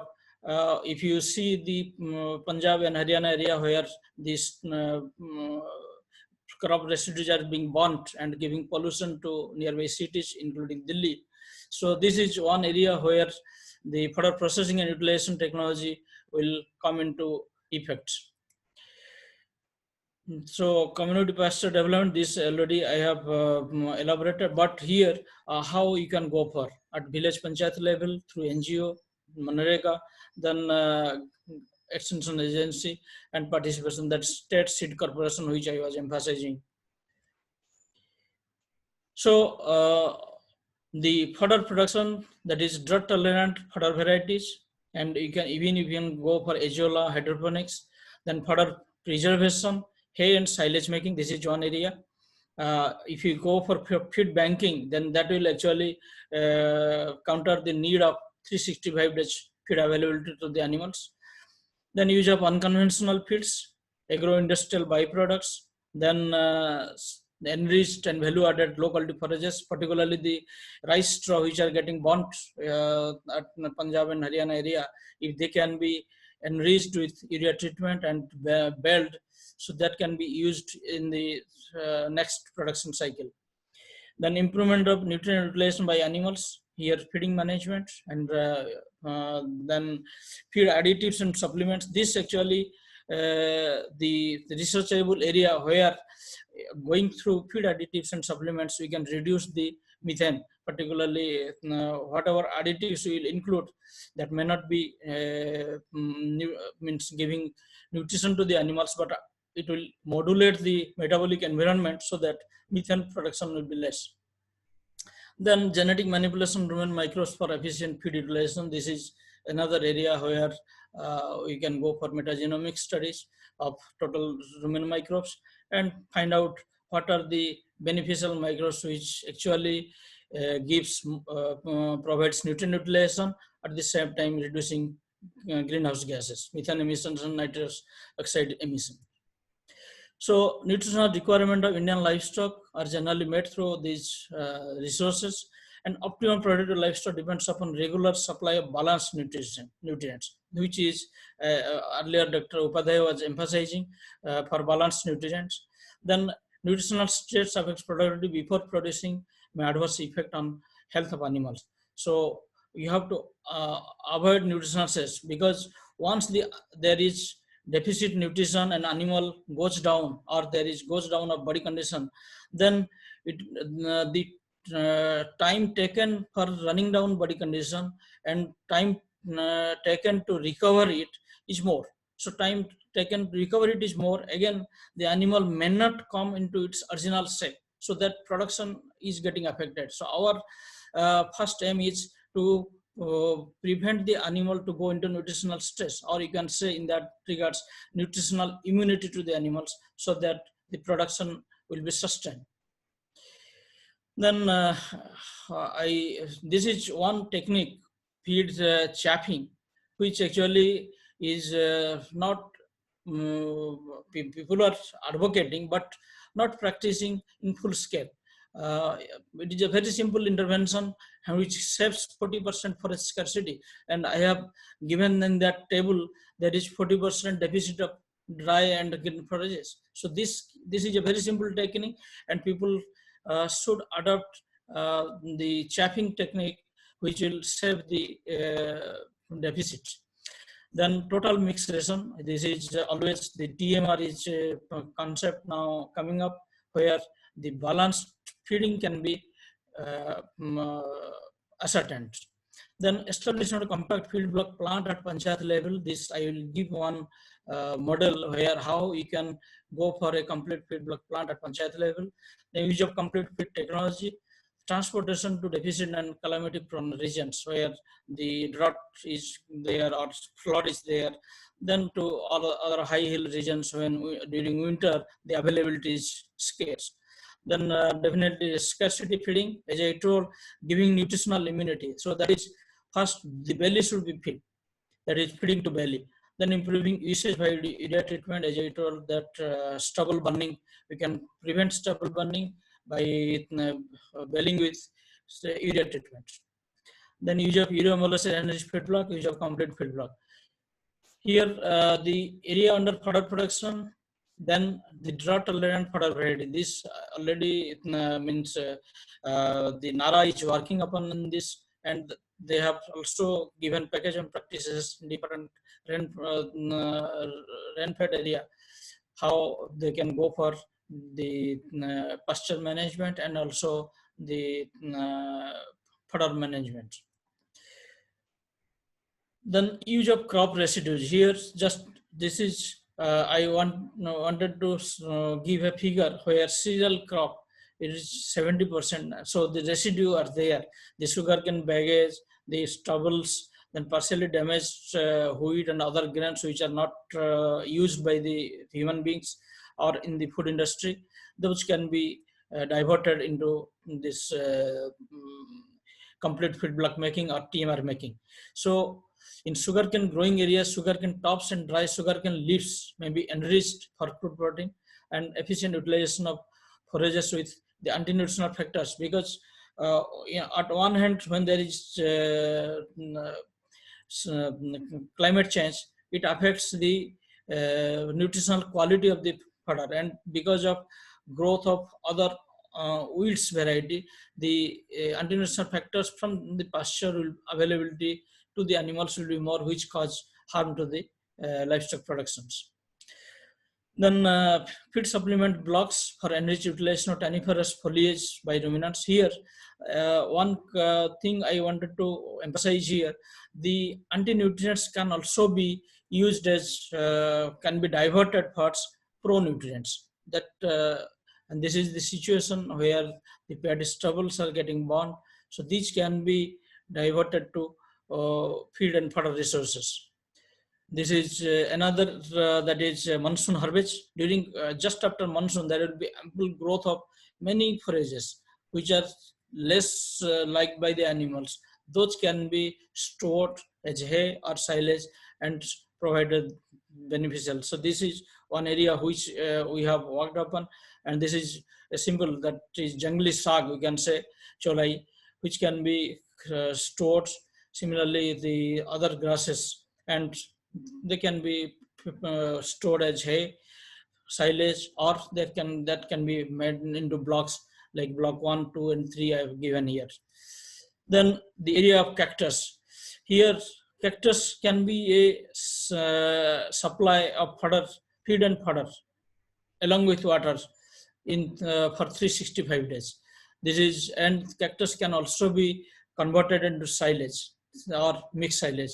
And you will be surprised, sheep can consume 3 kg cactus silage or chaffed cactus, and there is the moisture availability, particularly in from cactus, is nearly more than 80% water. So if a animal can consume 5 kg, it means it is getting 4 liters of water at the same times. So that is another area. The feed and water scarcity can be managed. I will show you another table where how the water economy is achieved through feeding of cactus and silages, or the fruit waste, you can say, which is having more water. This is the table where just I wanted to show you the water intake is, you see here we have reduced 1 liter, here we reduced 2 liters. The free water, it is given 5 liter, here 4 liter, here 3 liter. But they can, you see the economy. They try to reduce the water excretion through particularly both in this ratio. Here you see excretion that is less in urine. So total the availability of the balance for total water intake is, here it is 72%, here it is 63 and 60. So on basis of dry matter intake, you see the reduction. This is actually animal try to adopt when there is water scarcity, and they try to conserve water. So cactus can be successfully fed to sheep during feed scarcity, meeting water and nutrient requirements. Then another experiment we did, that is, you see here preformed water. Then, sorry,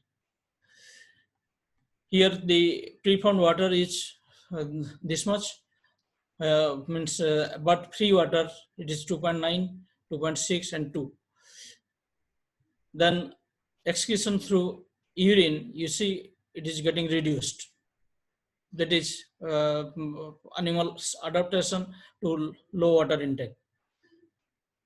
Then sheep tries to conserve water in the face of deprivation and scarcity.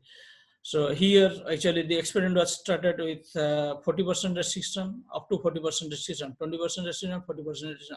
In this, the 20% restriction has the sheep can adopt to 20% restriction, particularly the native Malpura sheep in this region, they could adopt to 20% restriction without drastically effect on its intake and production. Then this is one experiment which we try to assess the GHG emissions. Here you see the methane emissions. It is here 34, 26, and 29. So you have, this is fruit waste and this is vegetable waste. Then the nitrous excretion, nitrous oxide excretion also less when we supplemented fruit waste and vegetable waste in the diet. So this is one area where we can go for alternate feed resources, particularly the fruit and vegetable waste, which is available in many markets. You can say vegetable markets and fruit markets, even the juice centers which are throwing those things and they are actually, in other words, pollutant to the environment. That can also be utilized. And the total preformed water use, here you see the availability from fruit waste and the vegetable waste gives another 80, 50, 60 plus 70, 70 ml of water through this vegetable waste and fruit waste. Then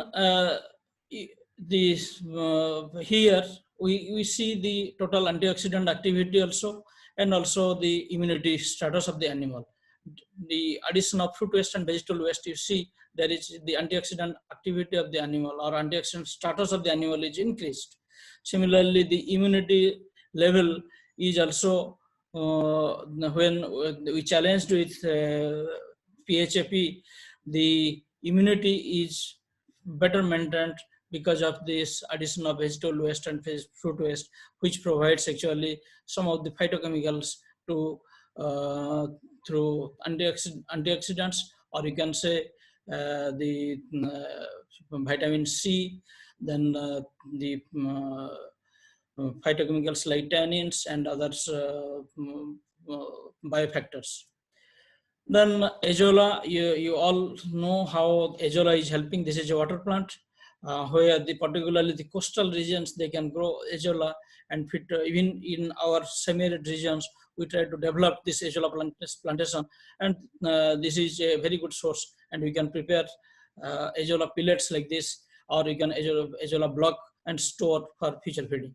And a 10% replacement of concentrate, this provides additional protein because it is nearly 25% protein in this azolla. And besides, any water plant, it accumulates minerals. So mineral requirement will be lessened if you feed azolla. Only care should be taken that the additives in that water should not be of heavy metals. Then this is another hydroponics, which is we can say urban forage resource, where in a small area we can go for this hydroponics growing hydroponics, and putting 1 kg seed, giving 10 times the fodder. That is a huge benefit. That as I told, feeding the belly, here we can feed the belly through not through 1 kg seed, but through hydroponics, which is 10 times the volume of seeds.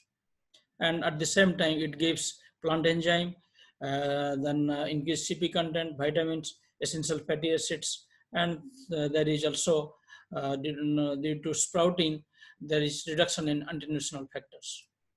Then another area which is also the spices. The India is famous for spices, and the spices straws are getting burnt. That we can also put into practice into the feeding of animals, and at a level of 10%, we found very good effect, even coriander up to 10-20%.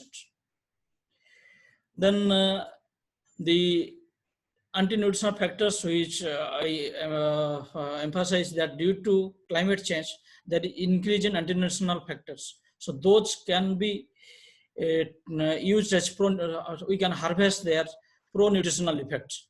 That is, at minimal level, since pro-nutritional, as I told, the fruit waste, vegetable waste, even the tanniferous feeds, they are helping in protein utilization. So anti-stress, it also therapeutic, giving anti-parasitic effect, and also immunoenhancer, as I showed in that experiment.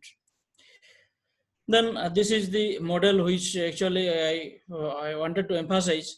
At village panchayat level or big village level, we can go for feed bank.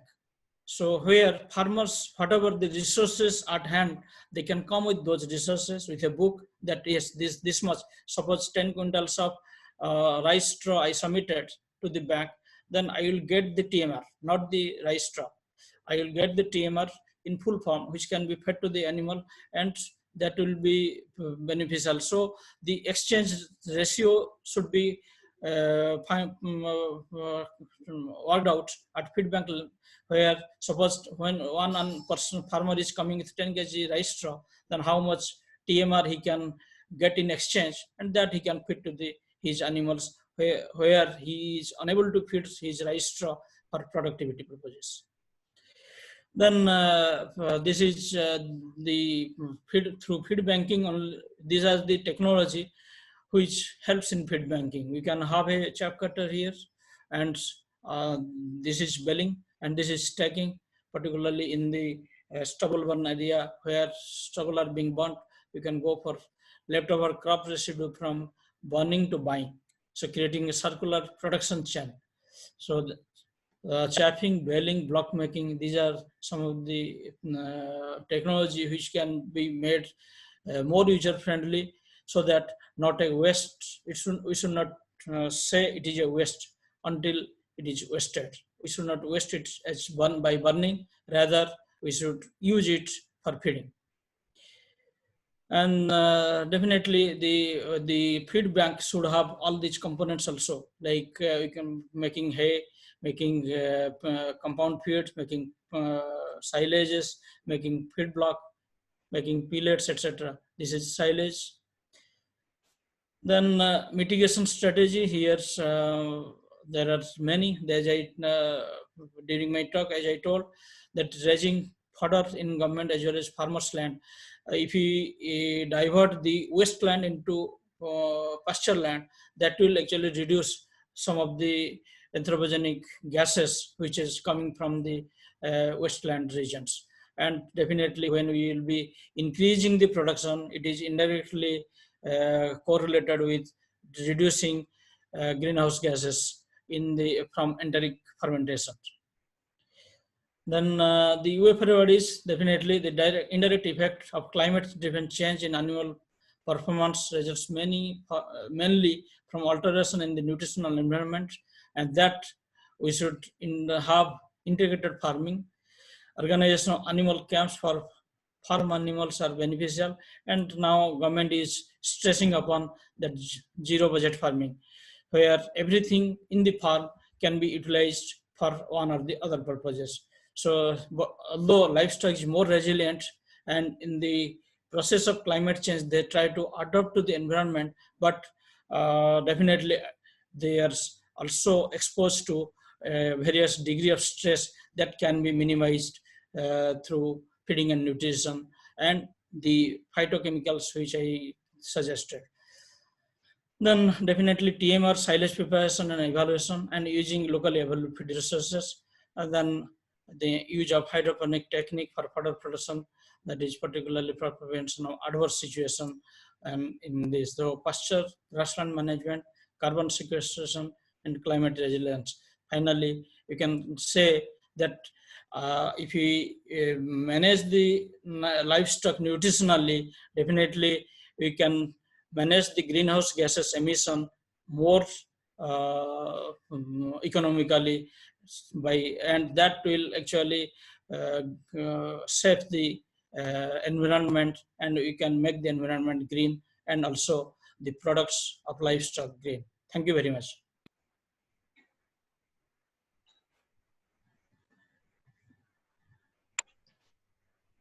Thank you, Dr. Sahu, for your most informative presentation on impacts of climate change on nutritional resources. And you have also given various strategies for management of nutritional resources to bring resilience to livestock farming. So you also shared your research experiences, particularly on use of cactus, water restrictions, then fruits and vegetable waste, use of these, and you have given various strategies for coping, particularly in dryland areas. So thank you very much, Dr. Sahu. Thank you, sir. So we'll move towards our next lecture, so which is on this cutting edge biotechnology tools in livestock resilient livestock production. For this, we have identified Dr. Bhagat M, who is senior scientist at NINP Bangalore. So before going for his presentation, I would like to introduce him. Dr. Bhagat, he has done his graduation in 2002 from Pondicherry. Then he did his MSc in 2006 and PhD in 2012 from IVRI Izzatnagar. So Dr. Bhagat, he has received a lot of awards. Particularly his awards are mainly for oral presentations. So I can say this within span of 7 years, he has got more than 7 best oral presentation awards, besides best poster presentation awards.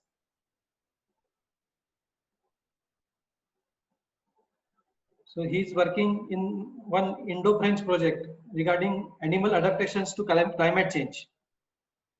He has published more than 52 publications, and he has authored 17 book chapters. He is affiliated to various national and international associations, and he is serving as editorial board member in large number of international journals. So Dr. Bhagat will be talking on this cutting edge biotechnology tools for climate resilient livestock production. I invite Dr. Bhagat for his presentation. Dr. Bhagat, please.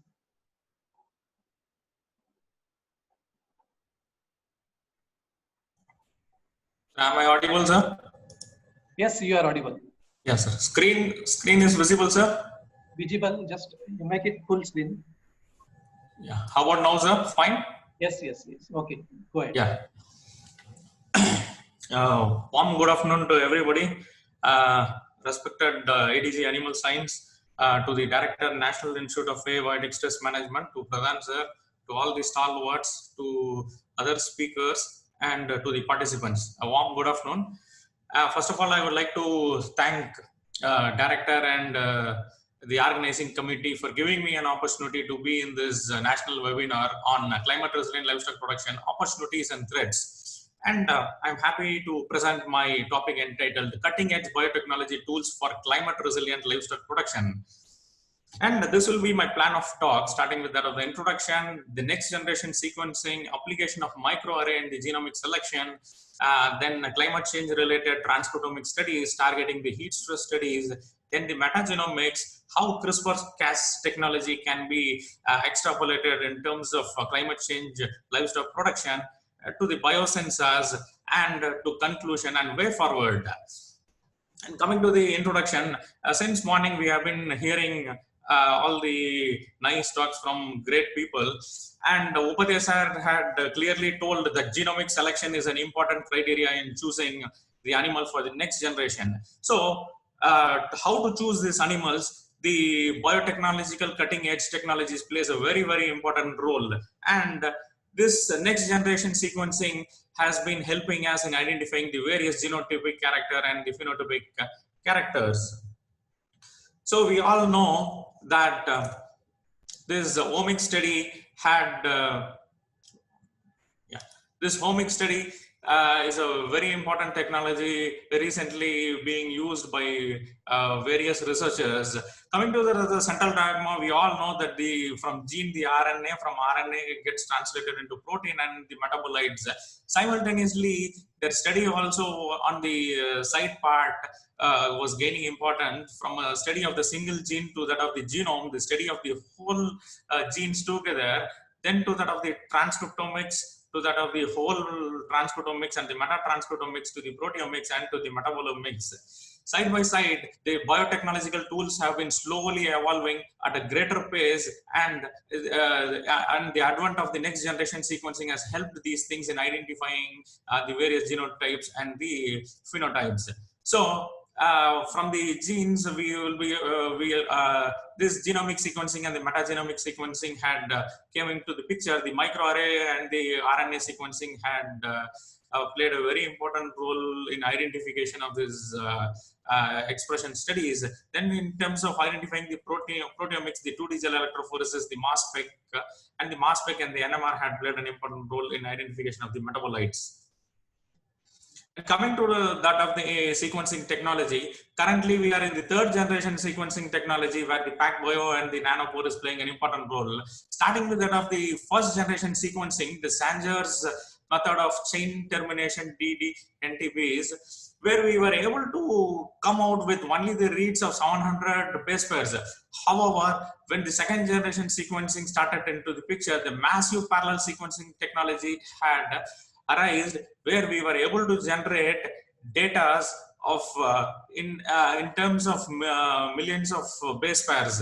Similarly, now currently in the third generation of sequencing, where the PacBio, where we are able to target the long reads starting from that of 2000 to 4000 base pairs, along with that of the huge number of data is being generated. So, and the cost of next generation sequencing had helped a lot of researchers to target and to identify various genotypes and phenotypes. Now, coming to that of the application of microarray in the climate change perspective. So what is microarray? These are silicon chips in which the nucleotides has been imprinted. However, the disadvantage here is only the known genes and the oligonucleotides can be imprinted. However, when we want to find something new or novelty, is not possible. So here, once we get the RNA is isolated, they are transcribed into the first strand, then to the second strand, then the labeling is being done. Then after fragmentation and hybridization, they are put onto the chip. And once the data has comes, then the bioinformatic analysis comes into picture, and the data is analyzed, and we will be able to find out where the SNPs or some genomic selection can also be used. The Affmetrix is the commonly the company which is being produced, then they have tie up with Thermo Fisher and many other companies. And these are the different livestock species for which this chips for SNPs and other things are also available. And one such study is that where the genome-wide analysis of the heat stress response in zebu cattle, where our Upadhyay sir is also a part of this. What they did is they had subjected the animal in the heat chamber for 4 hours, and after that the recouping study was done for next 24 to 48 hours, and from 0 hour, 4 hour, 24 hours and 48 hours, the blood samples were collected. Then the RNA was isolated and they were subjected to the Affmetrix chip for specific for bovine. And as a result of which they were able to get the 140 transcripts were upregulated and 77 were downregulated, in which they were able to find very important genes which were majorly affected, include the genes for the immunity, metabolism and protein turnover. And thus they have clearly found out that immunity and the metabolic process was clearly compromised during heat stress, and thus how this Sahiwal cattle got affected, and the mechanism was also known. In one more study where the SNP chips were used, where they had already known for around 6,32,000 SNPs for bovine HD array were known. How These was used as a control when they wanted to do the same SNP for a very less number of SN for just 7,000 SNPs. They had come out with an equation targeting that of the genome estimated breeding value, targeting the heat tolerance. After then they had come out with the equation. They wanted to check whether this equation is working or not, whether they using even the low level of SNPs, whether we will be able to do a genomic selection for identification of heat stress animals and the heat susceptible and the heat tolerant animals, out of which they have found that 24 animals were heat tolerant and 24 animals were heat susceptible. So taking into the picture whether this selection is working or not, they had went on to the experiment. They had put the animals in the heat chamber, and the first for 4 days they had subjected the animal to heat challenge, followed by the 14 days of recovery period, out of which they were clearly able to find out in the first 4th day during the heat stress, the milk production had significantly reduced more in the heat susceptible cattle when compared to that of the heat tolerant cattle, which clearly indicates that how this equation or this SNPs has helped in identification of the better thermoresilient breed. Similarly, the dry matter intake is significantly lower when compared to that of the heat susceptible animals. Similarly, the rectal temperature was much more severe in the heat susceptible animal than that of the heat tolerant animal. Thus, this SNP studies helps us to identify thermotolerant breed, which can be further manipulated for various policy making and genomic selection. And these chips have been widely used in countries like USA, Canada, Australia, New Zealand, Denmark, Norway, and Sweden. Coming to that of the RNA sequencing, the whole transcriptome RNA sequencing is a very important one, and moreover, it helps us in detecting both the exons and the introns, and it also helps us to measure the various genes and the transcript abundance. It also helps us to detect the novel splice transcripts as well as the variants, and to identify many thermostress environmental stress biomarkers. So coming to that of the overview of the RNA sequencing, once the total RNA is isolated, and from there they target only the RNA with poly A tail, they transcribe them, and after the sharing is done, they amplify it, and the adapters and ligation adapters are being ligated. Then they are sent to the sequencing machine. Once they generate the data using the bioinformatic analysis, using CLC genomics, the DNA star or the open source available like the galaxies are being used. Once the data is obtained, we can use it to find out various differentially expression of genes. One such study was done to identify how the different genes have been related to during heat tolerance in the Holstein dairy cattle, for which the 42 Chinese Holstein cows were screened using the known available physiological marker like the respiratory rate, pulse rate, temperature rate, and the cellular marker, the HSP70 and the 90, from which they were able to identify the 3 heat tolerant animal and the heat susceptible animals. So from which during the heat stress period, the blood was collected, and from the PVMC they have isolated. Then they were subjected them to that of the total RNA sequencing. And once the data has obtained, they have mapped with that of the bovine bow stars. From that, they were able to find out 200 differentially expressed genes, and they identified some of the genes related to that of the immunity. Here, during the period, during the stress period, here the thermotolerant animal had a very less temperature when compared to that of the non-thermotolerant animal. Significantly, the respiratory breathing rate, the respiratory rate was quite higher in the non-thermotolerant breed. In addition to that, using this next generation sequencing, they were able to tell that some of the myxovirus resistant gene, the interferon related genes, and the were importantly found to have played a very important role during the heat stress.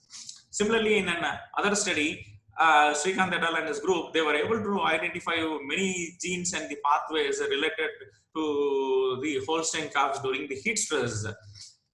the Holstein bull calves were selected. They were subjected to heat stress for a period of 9 hours at 35 degrees Celsius for 90-degree humidity. Once after subjecting to that of the RNA sequencing, they were able to find 465 upregulated genes and 49 downregulated genes. Here, they have found out that during the early stage of heat stress, the chaperone and the HSP genes got expressed.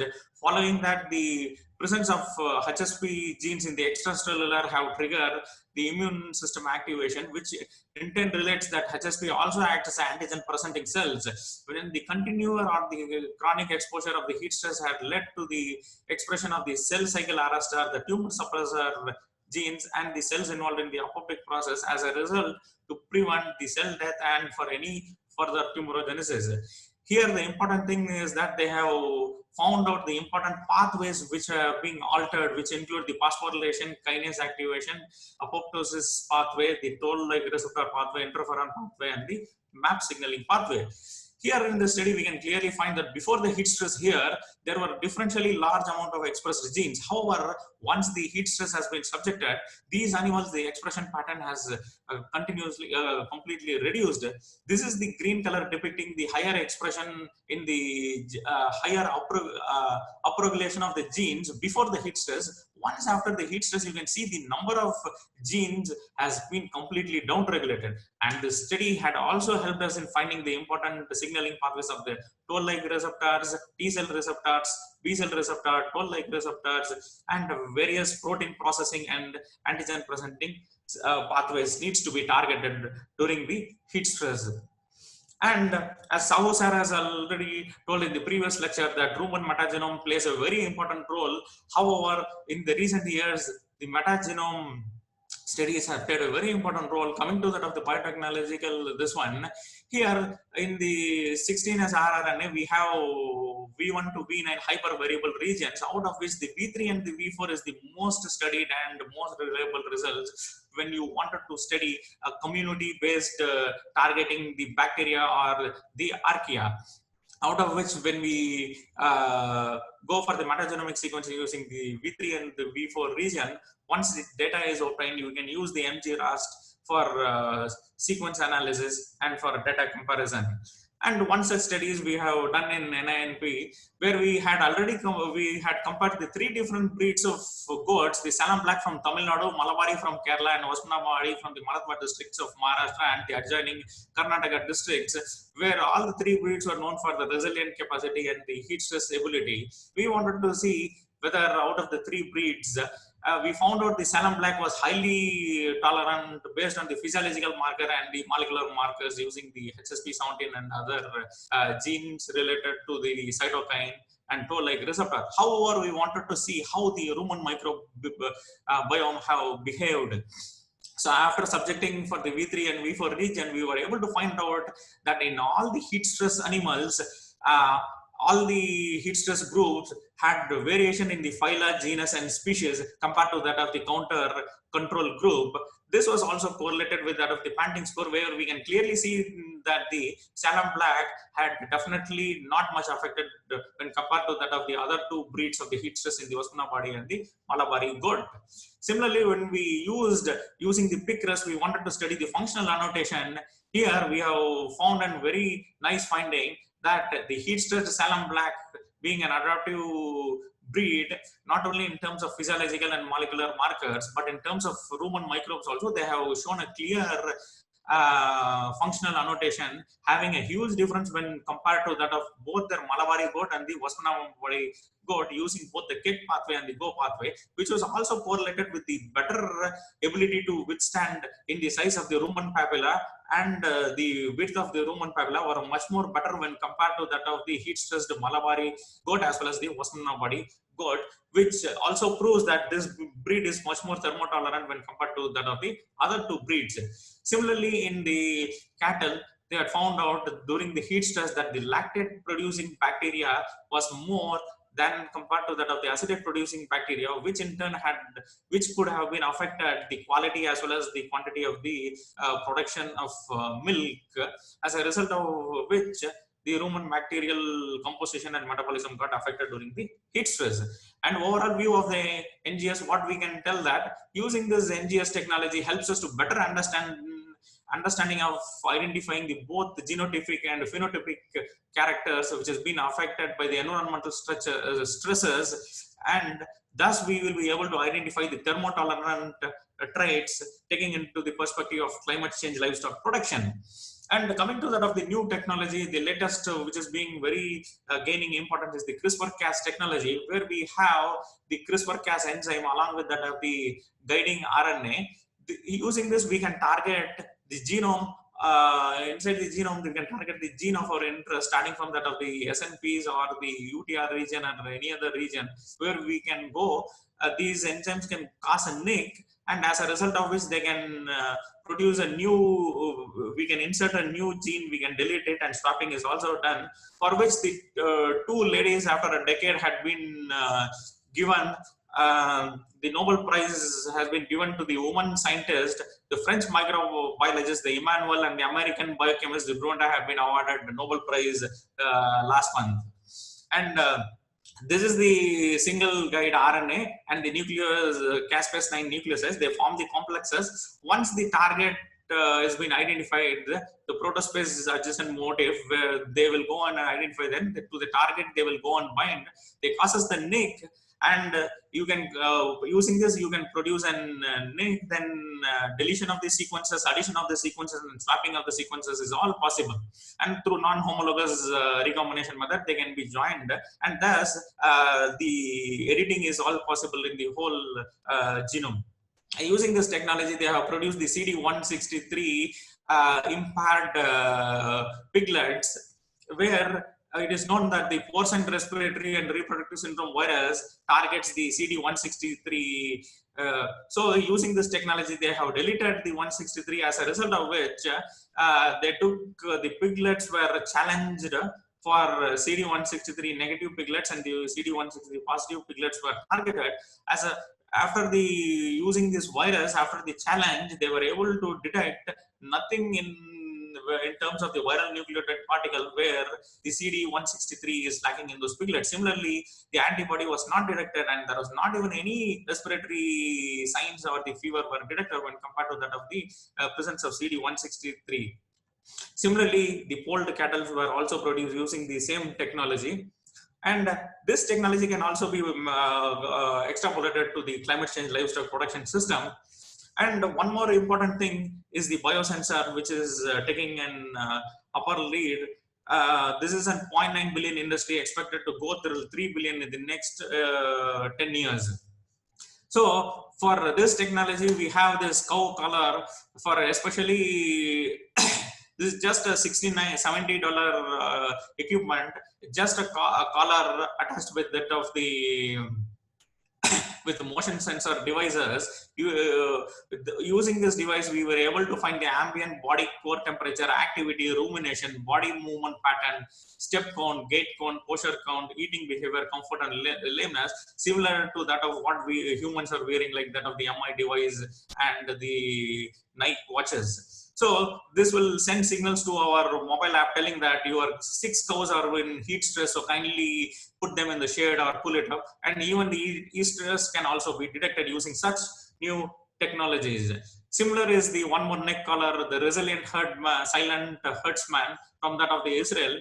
They had been using this for heat detection. In addition to this, some reports for using this for identification of the body movements and stress movements based on the behavior and the body temperature has also been done. And one more technology more being used in the Australia and the US is the smart stack radio frequency identification, where we have a small bolus. This bolus can be simply inserted into the mouth of the large animals, the cattle or the bigger, bigger sized goats, where they will be able to transmit the signals of the core body temperature at various time interval, and using the unique identification ID using the radio frequency, all the data will be received to the receiver, and the data will be recorded in the base station, based on which we can identify whether the animal is in heat stress and whether they need any amelioration strategies like using cold water, or they needs to be sprinkled or put in the shade. And one more technology is the infrared technology, where it is a non-invasive technology, where we need not have attendants to hold the animal. And using this, simply the video camera and the photo can be taken. And once the image is got, you can move the cursor anywhere, and where the temperature of the body, where the animal is having a huge amount of heat, can also be detected. And this technology can also be used for different amelioration strategies. And coming to the overall view, the cutting edge biotechnology tools, what we have seen is the different the microarray, the transcriptome sequencing, the metagenome sequencing, and the genome sequencing, and the protein quantification using the MS in this one, and the biosensors and the CRISPR-Cas technology. All the technologies, cutting edge biotechnology tool put together helps in identification of the very important genotypic and phenotypic characters, and for manipulation of the genes and the genome for production of better climate resilient better climate resilient livestock production. And coming to the conclusion, the implementation of such cutting edge biotechnology tool helps us to identify the high throughput genotypic and phenotypic character, which helps us to characterize better climate resilient. It is not only the climate resilient animal, climate tolerant animal, but also the resilient livestock systems into picture. And coming to that of the way forward, this technology can also extrapolated into using in terms of climate change livestock production, where the CRISPR-Cas technology can be used to target at the promoter region at the HSP71, where the heterologous cysteine 1 can be replaced with that of the homologous at the 895th portion, where when there is a homologous wild genotype, it is known to help in the better tolerance and the high milk production. Similarly, other promoter variants of the HSP70 can be targeted, and replacing the 5' untranslated region at the 895 and the 128th region can also be targeted. Replacing the IRES regions is one of the other methods for targeting. And once we identify these are the thermotolerant during the heat stress time, these are the microbes which help in the betterment or to reduce the heat stress, which helps these animals. Whether these those microbes which provides better heat thermotolerance, can they be fed directly, or feeding substrates which will help in the promotion of these microbes can also be one of the new ways of amelioration strategies. And using the biosensor to identify the HSP protein from that of the sweat or salivary gland, or from the serum, and identification of the cortisol from that of the saliva using the biosensors or a small strip test based thing. And moreover, quantification can also be done. And these are some of the thought-provoking, and in future these areas can be targeted using the new biotechnology tools. And with this, and I would like to complete my talk. Thank you.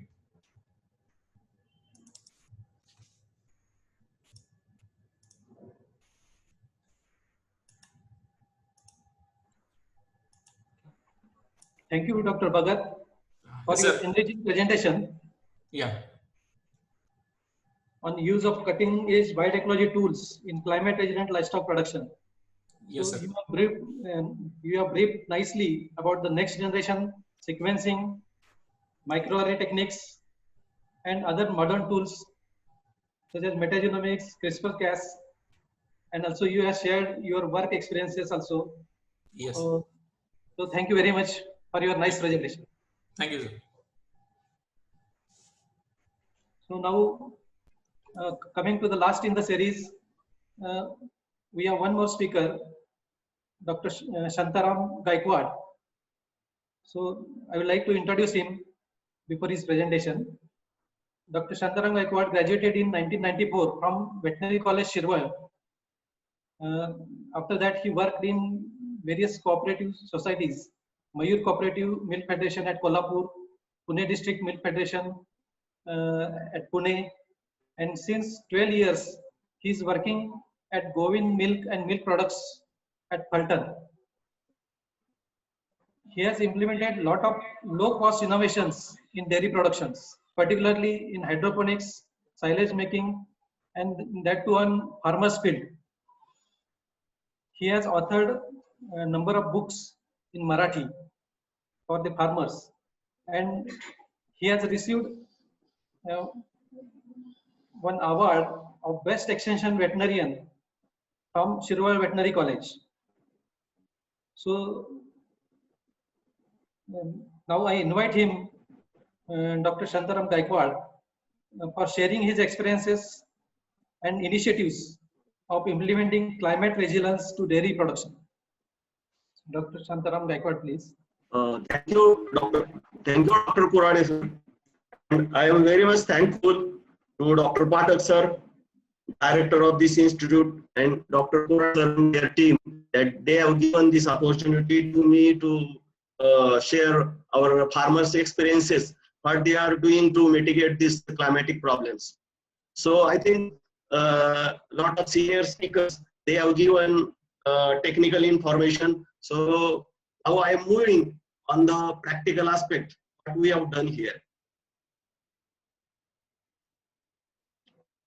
So our chairman, Srimanta Sanjeev Raje Naik Nimbalkar, is working, basically he is giving a thrust on the farm activity and how we can adopt the technology in low cost for the farmers' welfare. So this is one of the basic subject that I am going today. As we implementing pre-housing farm system, which can solve many problems in the farm system. So here also we planted some trees here. And management system in this pre-housing farm, that is also important in this today's lecture.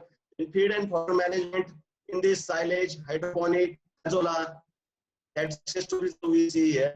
And the ethno-veterinary practice, as we talking about the climatic changes, diseases, coming. So the use of local traditional treatment, that also here in the practicing here. This is a pre-housing system we implementing in our area. In this, we giving basically the low-cost technology. Know the farmer, but they don't have money, and the economy is the main obstacle. That's why we have find some low-cost solution, and we giving some importance how the pre-housing farm is beneficial for the farmers. In this subject, the pre-housing farm giving more milk, more quality milk, more milk with low labor, and this is not a done business. This is a prestigious, as in pre-housing farm, the farmer taking out the dung after 2 months or 3 months. It is to take out the dung daily or alternate day. Organic manure, which is one of the income source of the farmer. Happy cow, happy milk, disease incidences, more pregnancy, and proper heat detection, more comfort to the cow, to getting for us water here. System we have introduced poultry, chickens, so taking care of and useful overall in this farm system, there is low incidence of diseases. Is pesticides to use. Issue that in this farm system, there is much cow daily 2 months also watch the cow. The government and there is no need to wash sheds also, because you see this picture, the cow dung and all that the sitting clean food, so there is no need of wash and clean the sheds. So this is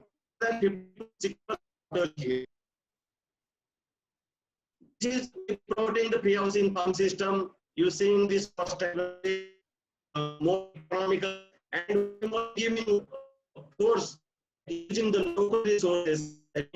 Farmers, they have a lot of local resources, trees, they can use that for this technology.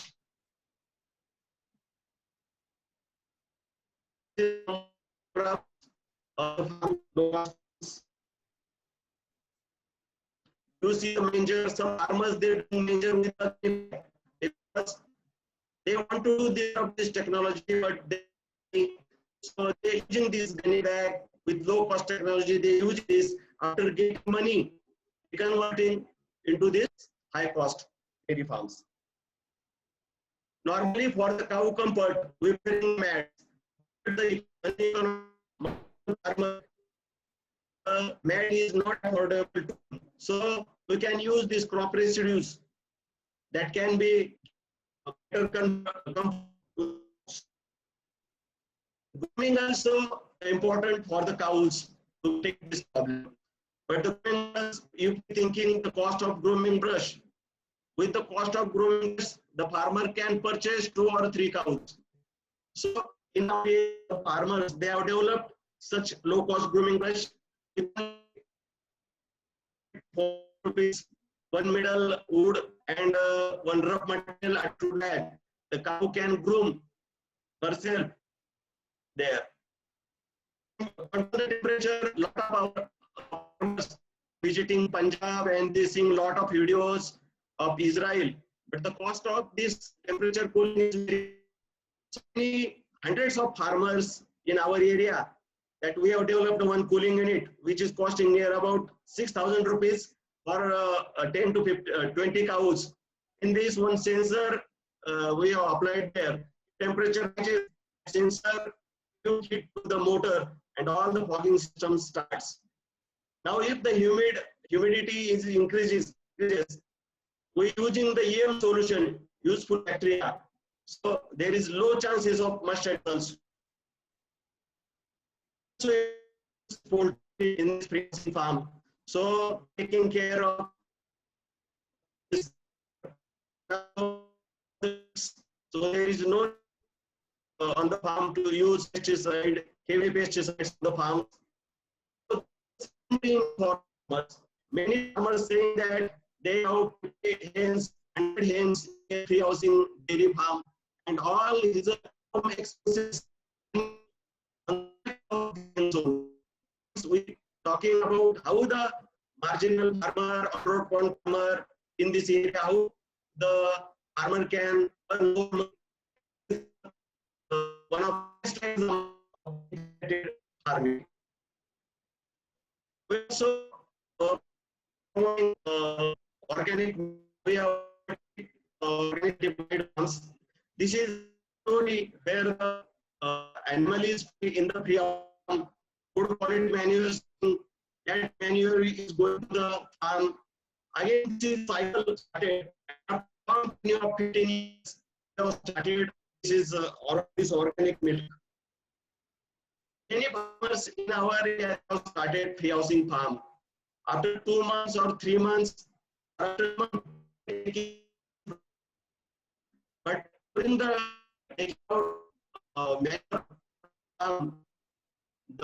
there are major cost on JCBs, which is farmer developed this double loader, which is costing only 25,000, and farmer doing here and using that units are there. This is a low cost. Also, some farmers in our area using this is waste material, and they have done this biogas. We are also promoting manure and this geom also producing which is about 60,000. They have done 6,000 rupees of huge agriculture farming, and they are. So this is also one thing that in this pre-housing farm, there is and there is professional. You become a good organic, and we use the farmers process water. Dr. Gaikwad, hello. You just switch off your video. Your audio is interrupted actually. So, You just switch off your video. Okay. okay. Okay, continue. Now,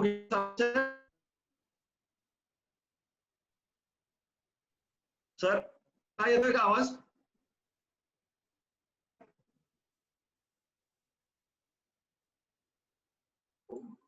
Now you are audible. Just go ahead. Okay, sir. Okay. This is good quality manure.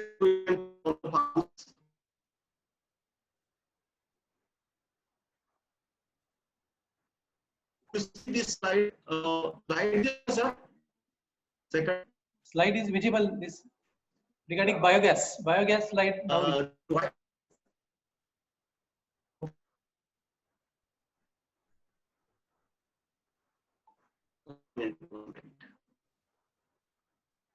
One second.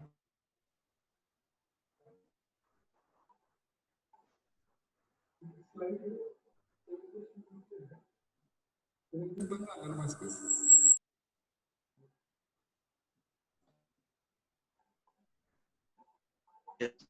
The better management can be the second revolution. Sir, पुराणे sir दूसरी side दिसते का? White revolution.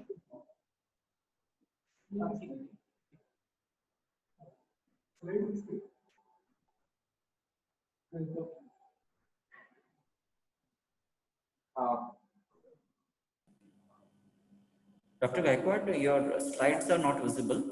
I think there is a bandwidth issue. You can simply switch off your video. Now it was visible for some time.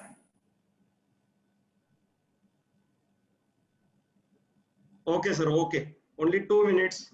No, your slides are, yeah, now you can put it in presentation mode so that it will be clear. And you can check. Yeah.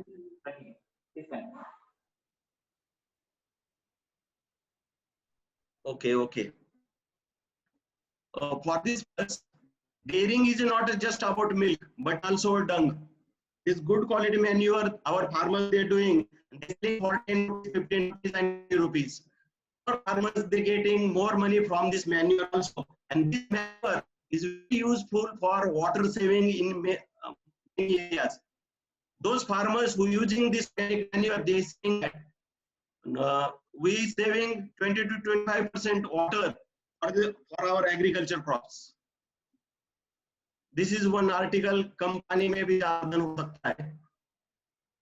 Then again, this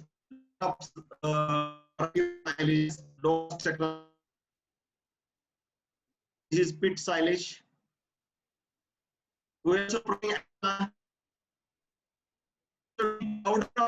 we have this dryer in our area with costing only 1,500 rupees. So fewer farmers they're doing powder of this azolla and using for their cows afterwards. We also use sprouts for our cows. This is some results.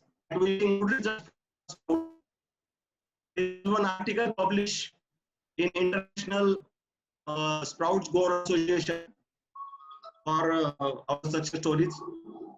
And the story hydroponic.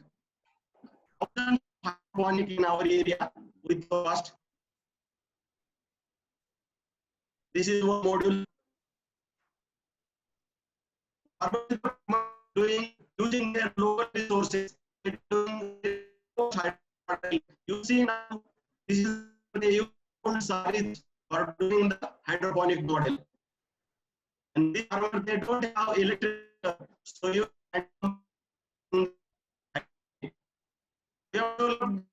PVC module also, which can giving response and good results. You see, this is a good. They don't have money, but they are doing this hydroponic by using local resources. In area, Man and Khatau area, hydroponic as there is scarcity of water. There is developed We have done hydroponic for Indian Army also. 20 to 40 units we have done in Jammu and Kashmir. We are also promoting veterinary. That's why we have developed herbal plant nursery. We have developed 200 Govind home herbal gardens. There are a lot of plants planted in 1,000 square feet. If the cow is ill, but going in that area, taking that plant and treating his cows, and good response we getting here.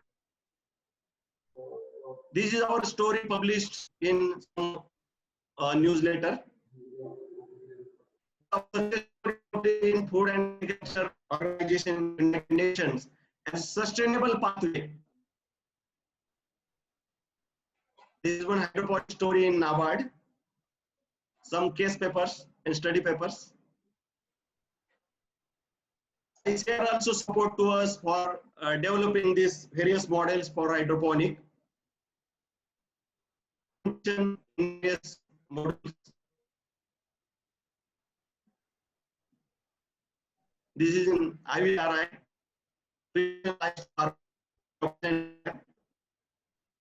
Lot of books on silent farming, hydroponic, low cost, free income. And Hindi also we have done all the experiences of farmers. I have given in this book. Thank you, sir. Thank you.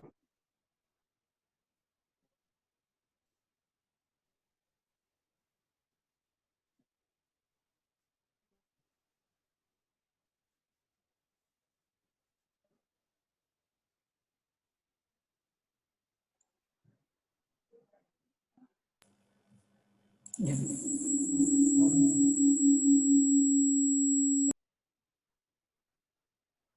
Am I audible? Hello? You're audible. Yes, sir. Yes, sir. Thank you very much, Dr. Gaikwad, for sharing your experiences regarding these low cost technologies for dairy production, which are very much relevant in Indian context, where millions of farmers are poor. So thank you very much, Dr. Gaikwad. Now it's time for general discussion. So, no, Dr. Kurade. Dr. Kurade, can yes, you hear sir. me? I think let us also have the remarks from Dr. Tripathi. Okay, I think Dr. Tripathi has joined. Dr. Tripathi, can you hear me?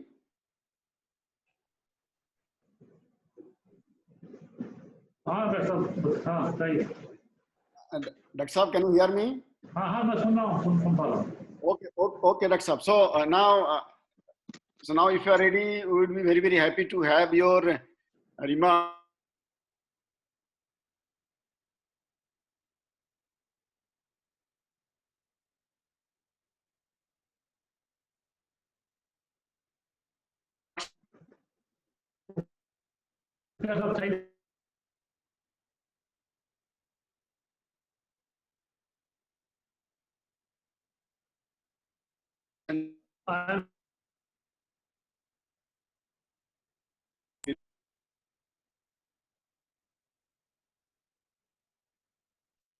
Hello, Dr. Patel, are you able to listen me? Yes, Dr. Saab. Yeah, we can listen. Okay.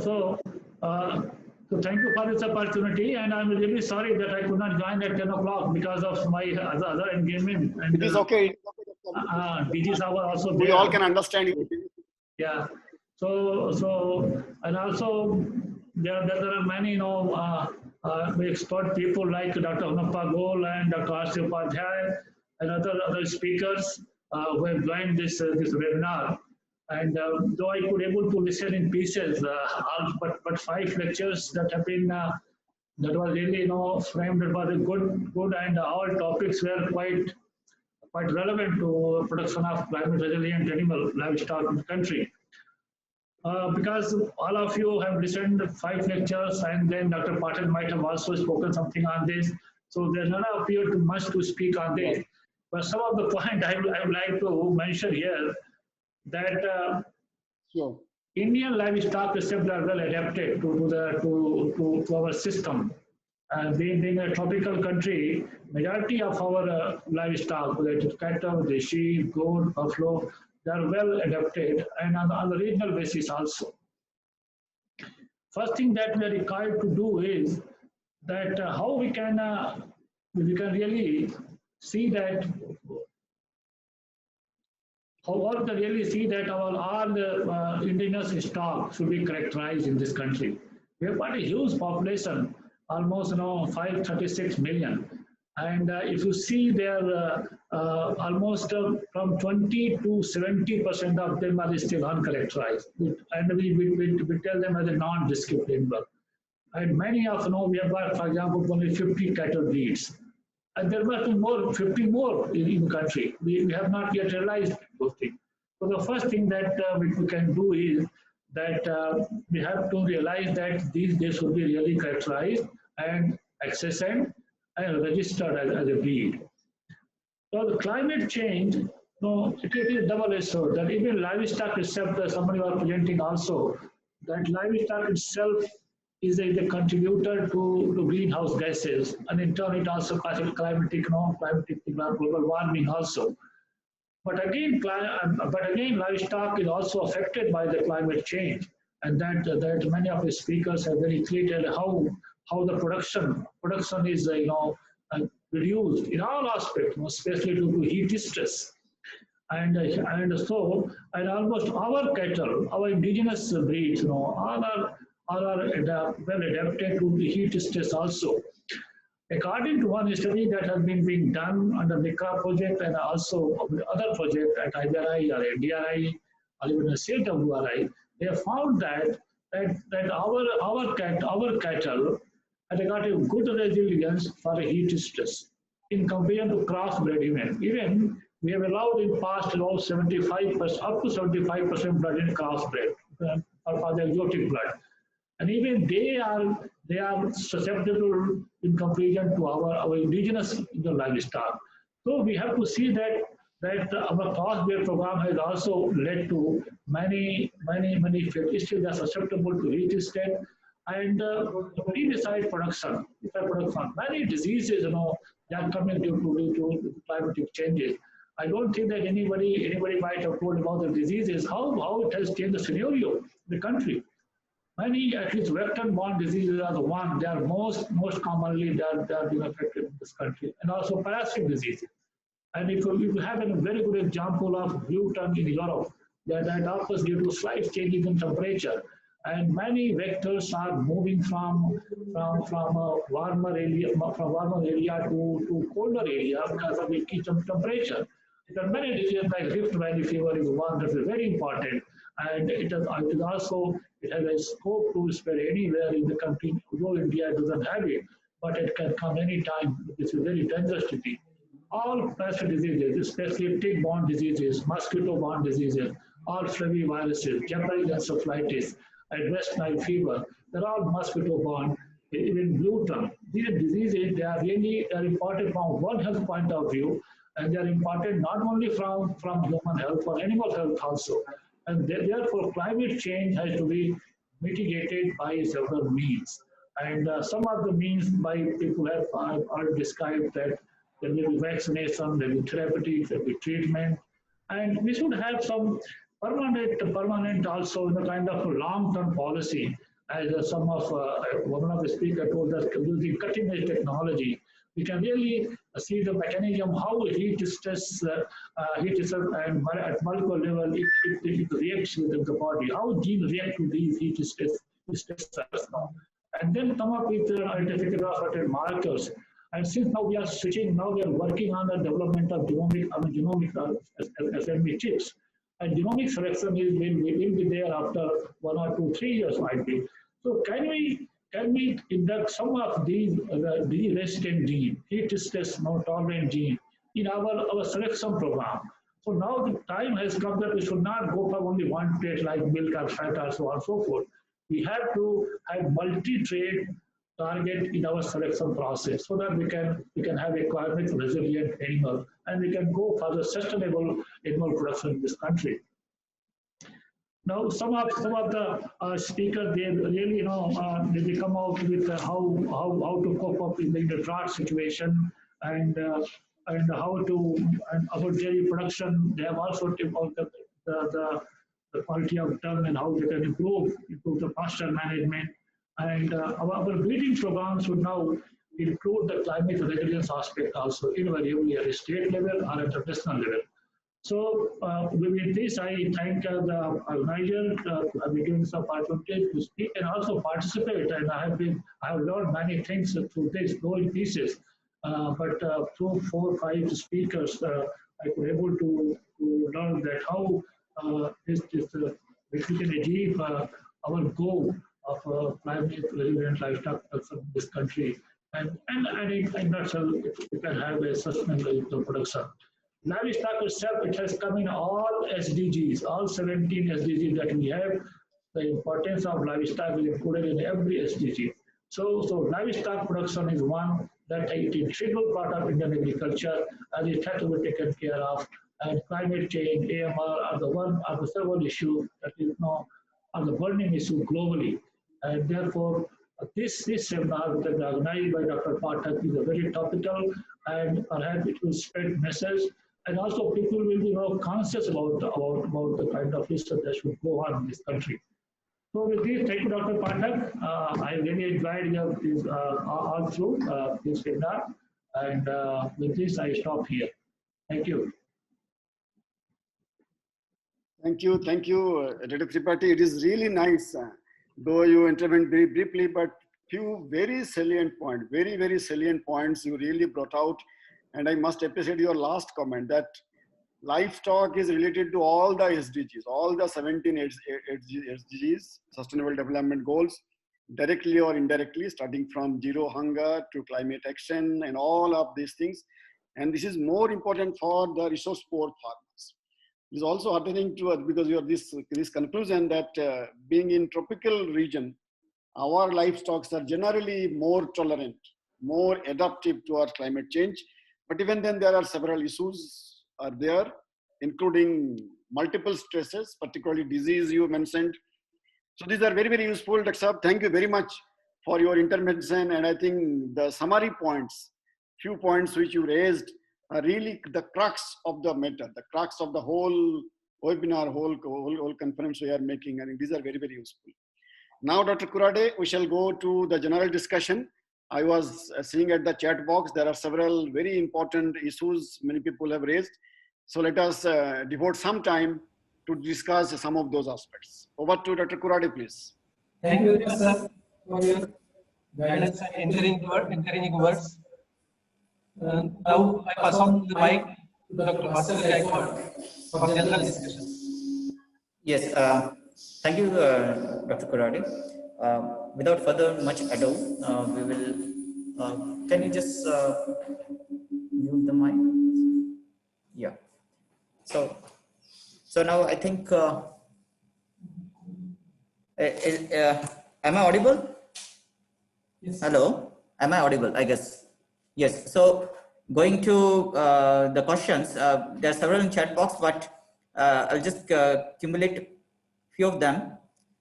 Now there's one question from Dr. Veer Singh, who talks there is a lot of talk on machine intervention, heat camera, radio frequency. Why not there is study on Indian farms of using it? And there are not sufficient enough efforts on this. And there's another question by Dr. Ashutosh from NDRI. What will be the cost effectiveness of these technologies? So I think I should put this question this way, that to what extent the current advances in information technology and its reach are poised to make an impact in achieving climate resilience for livestock production in India. So are there any specific implementation examples or initiatives to quote?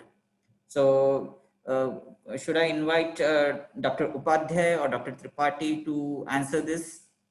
So to what extent the current advances in information technology are poised to make an impact on achieving climate resilience for livestock production? So, Dr. Upadhyay, would you like to answer it, or someone else from the speakers? Yeah, specifically information technology artificial intelligence could be used for livestock production improvement. And I think such interventions have not been done so far. Could be used, particularly the information from infrared cameras and RFID could be used for those.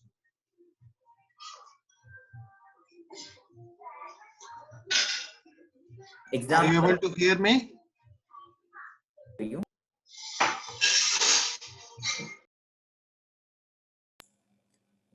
Yes, we are able to hear you, sir.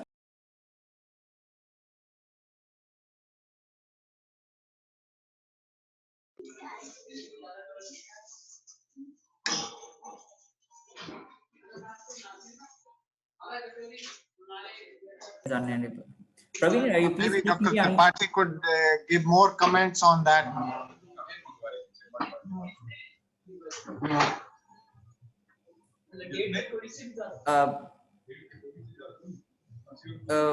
Should we move to the next question? In the case, okay, Praveen, will you please keep me unmuted so that I'll be in continuity asking the questions. Then there is a specific question from related to, I think Dr. Sahu can answer this. What strategies should be adopted for increasing green fodder production in different agroclimatic zones of the country? So Dr. Sahu, would you like to take up this question to answer? Or what strategies should be adopted? The first strategies are regional specific seed collection center. So that will actually cater the need of farmers, where farmers are not able to get desired seeds to grow in their region, which where it is applicable. So NARA, particularly National Rainfed Authority of India, they can look into this issues because this is a policy issues where the regional seed collection center can be developed by the government and also by NGOs.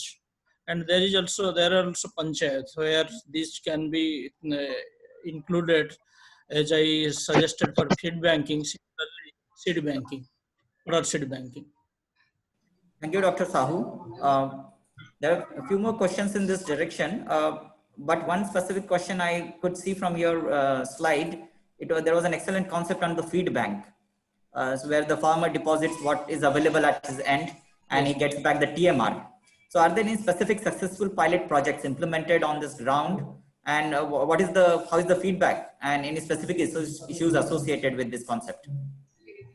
Actually, now since ICR is taking up ABIC in a grand scale, so this is one area where we can connect with different small entrepreneurs to large entrepreneurs, and they can come up and establish this bank.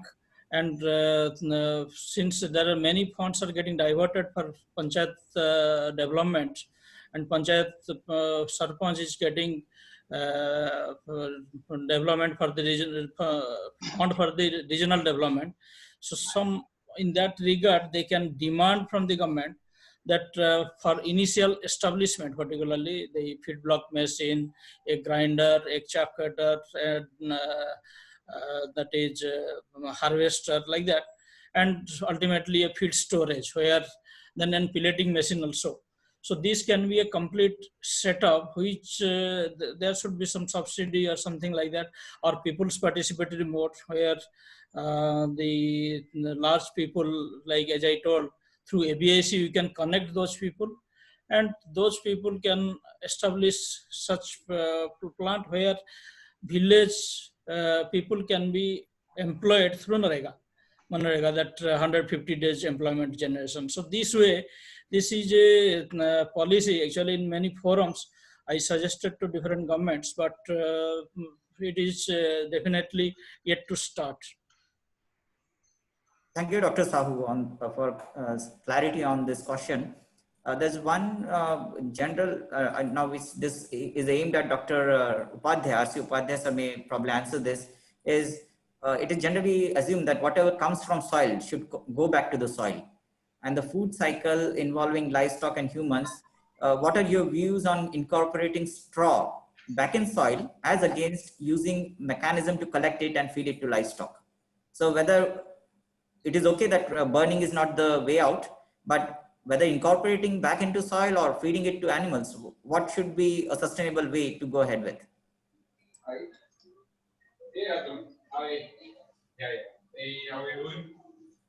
Yes, Dr. Upadhyay, would you like to answer this or? Yeah. Yeah, that's okay. I have nothing specific to say on that.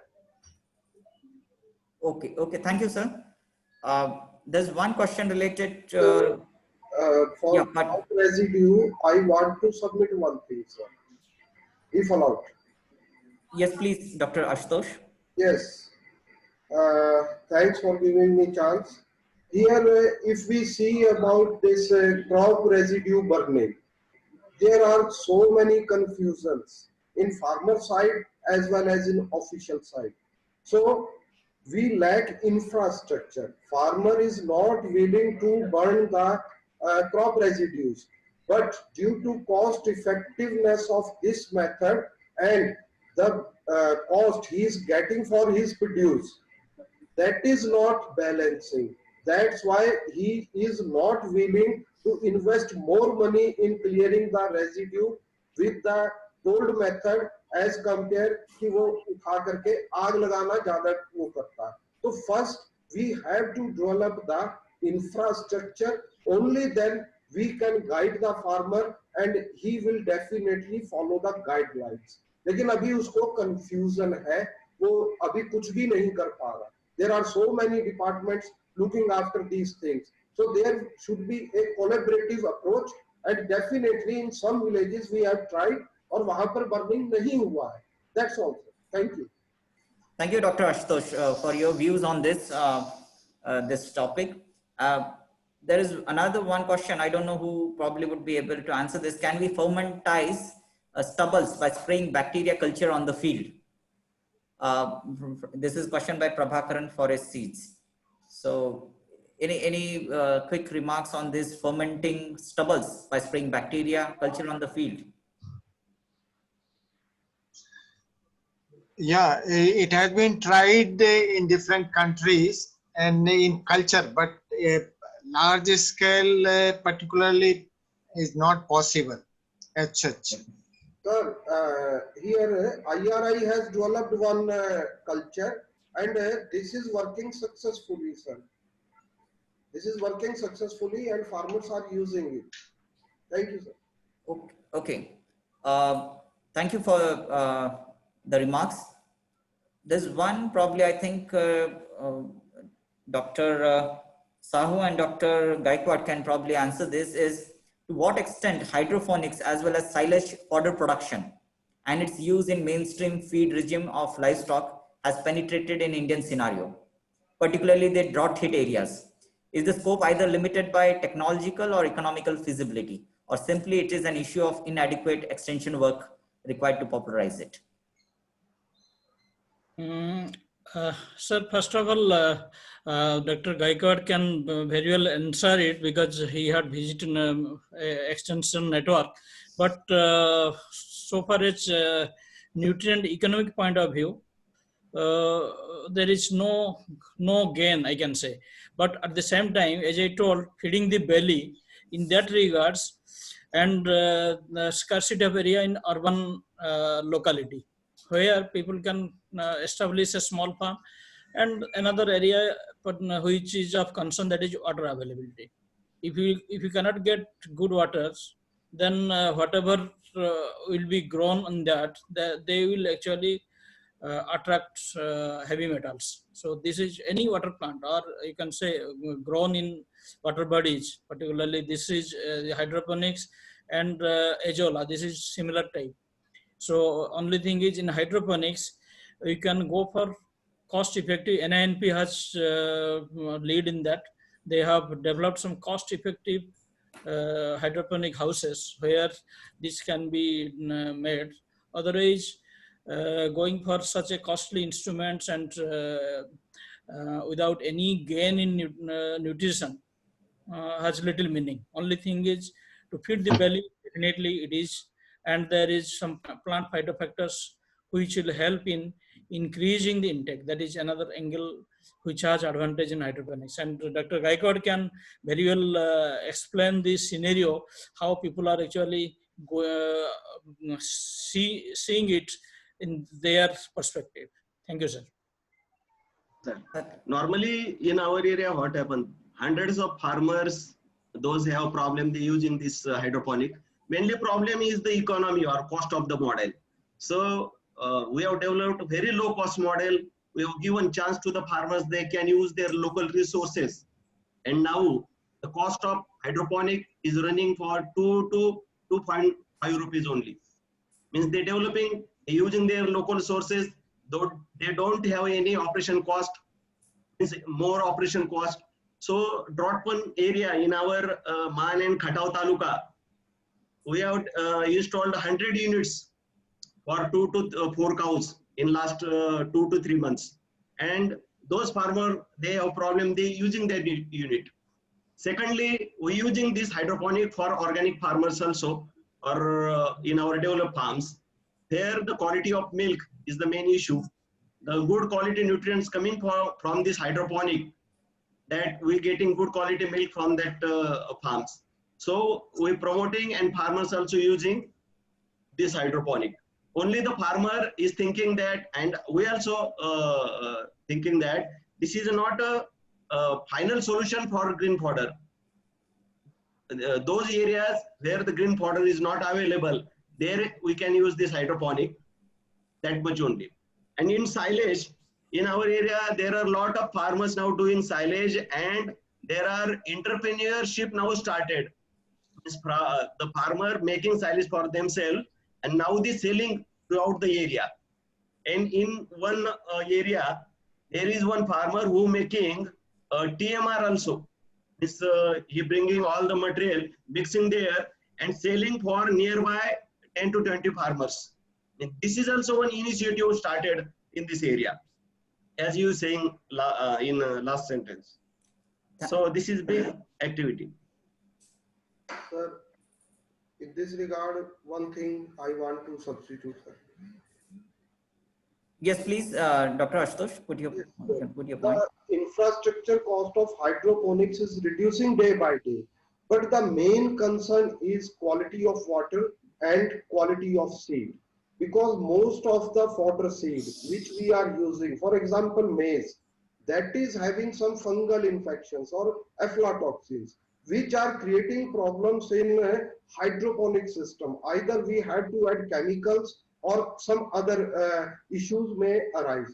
But for small ruminants or like rabbit trees or like some type of this can be a good thing, provided the seed should be available. For example, nowadays, if I am sowing my field, the cost of seed is 55 rupees per kg, but that seed is not approved for hydroponics. We need little bit more this quality seed for hydroponic purpose. If this problem is solved, then this is very good technology. So main problem is of availability of good quality seeds, particularly for hydroponic purposes. Thank you, sir.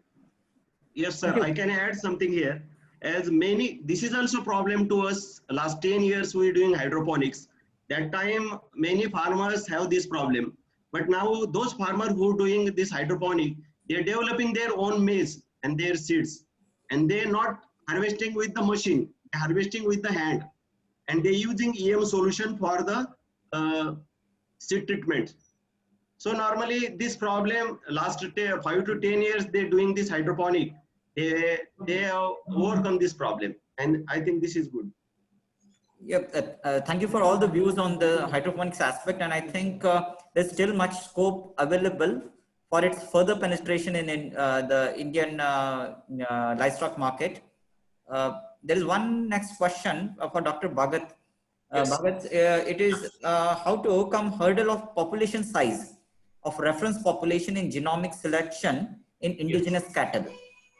Yeah, see, until unless more number of cattle, see, for example, in case of the SNPs and other thing, what they did in Australia is they had sequenced for more than a few lakhs of cows. So once we get the data, but those are exotic data. But however, since we are not having currently, but those genomes or those things can be used with our own cattle for the time being, until unless our cattle have been thoroughly genotyped or all the things have been known. Until then, we can use the exotic cattle as a reference. No other option is there. Otherwise, we have to spend a lot of money for doing or coming out with our own reference data from the indigenous cattle. Thank you, Dr. Bhagat. In fact, there are further more questions, but I think with the time availability, we should be restricting it now. And I request the participants to give their feedback in which they can also put in the questions which are left unanswered as of now, so we can pass it on to the speakers. So for now, I just pass it on to Dr. Kurade for further taking this webinar further. Thank you.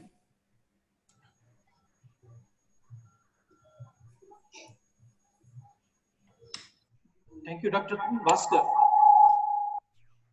Thank you, Dr. Bhaskar, for arranging thought-provoking discussions. So, after this general discussion, now I invite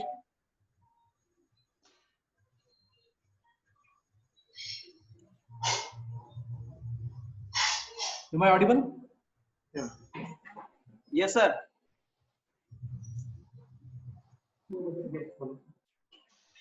Am I audible? Yes, sir. You are audible, sir.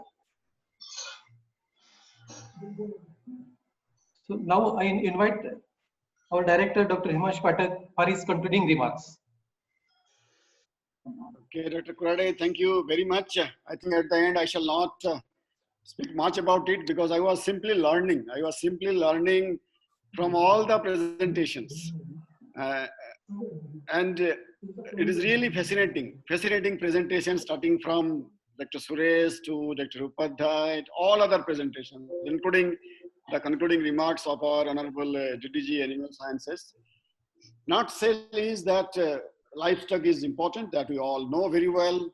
It is in a way main source of livelihood to a large number of population in India and also in many countries. It is also a complex system. And climate change is simply making that complex system more complicated. More and more complexities are being added because of climate change. Lots of progress has been made. There is no doubt about it. Lots of progress, lots of developments in all round. But even then, lots of things have to be done. Whatever I could learn from today's discussion and presentation, that lots of new tools and techniques, starting from all omics, to feed management, to shelter, to improvement in breeds, and all kinds of in all-round developments are taking place.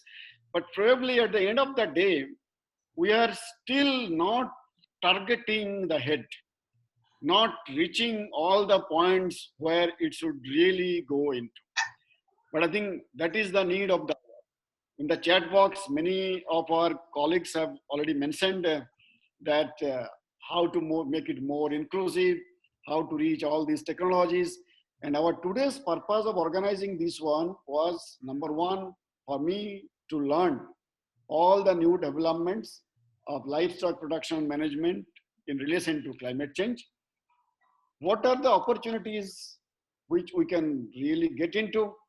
And then out of all these, get us some idea. And that's Dr. Kurade, this task is for you. Whatever new ideas you got today, you please make a note and then let us approach them once again to formulate some kind of research collaborations, whether it is with some research institutes and also organizations like Gobind Dairy. हमारे गायकवाड़ साहब आज हमारे साथ जुड़े हैं. Thank you very much, Santaram Gaikwad Sahab, for your very, very practical solutions. And I know you are working along with the farmers, and that is more important. So I thank each and every one of you, all the learned speakers, our guests today, and my special thanks must go to Dr. Kageshwar Pradhan Sahab. He said that I will be there only for a few minutes, But then what I could say that probably till end, he was there. I don't know whether still now he's joining with us. He's such a senior person and he took keen interest to join.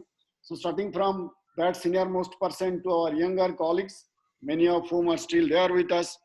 Thank you very much for joining. Thank you very much for giving NIASM this opportunity to have your opinion, your presentations, and give us some idea of how to go ahead about it. And of course, my thanks certainly go to the convener, co-conveners, and others who have been directly or indirectly associated in organizing this particular event. Thank you very much, all the learned speakers. It has been really honor for me and for all my staff over here in this institute to listen to you. Of course, not physically, but even online listening is also a kind of honor and opportunity. But we would certainly look forward, starting from Dr. Upadhyay, Suresh Kumarji, everybody, that whenever things become normal, we would be really, really very happy to have you here personally, interact with you, talk to you, show you what we are doing and getting guidance from your vast knowledge. Thank you once again, all of you. Thank you very much. Thank you very much. Thank you. Okay, sir. Thank you. Dr. Kurare, thank you. Thank you. Thank you, sir, for your. Thank you.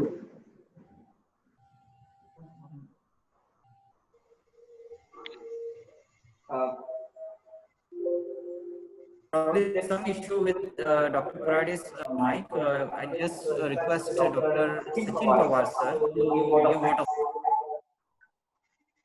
of. Thank you, Dr. Bhaskar. Hello.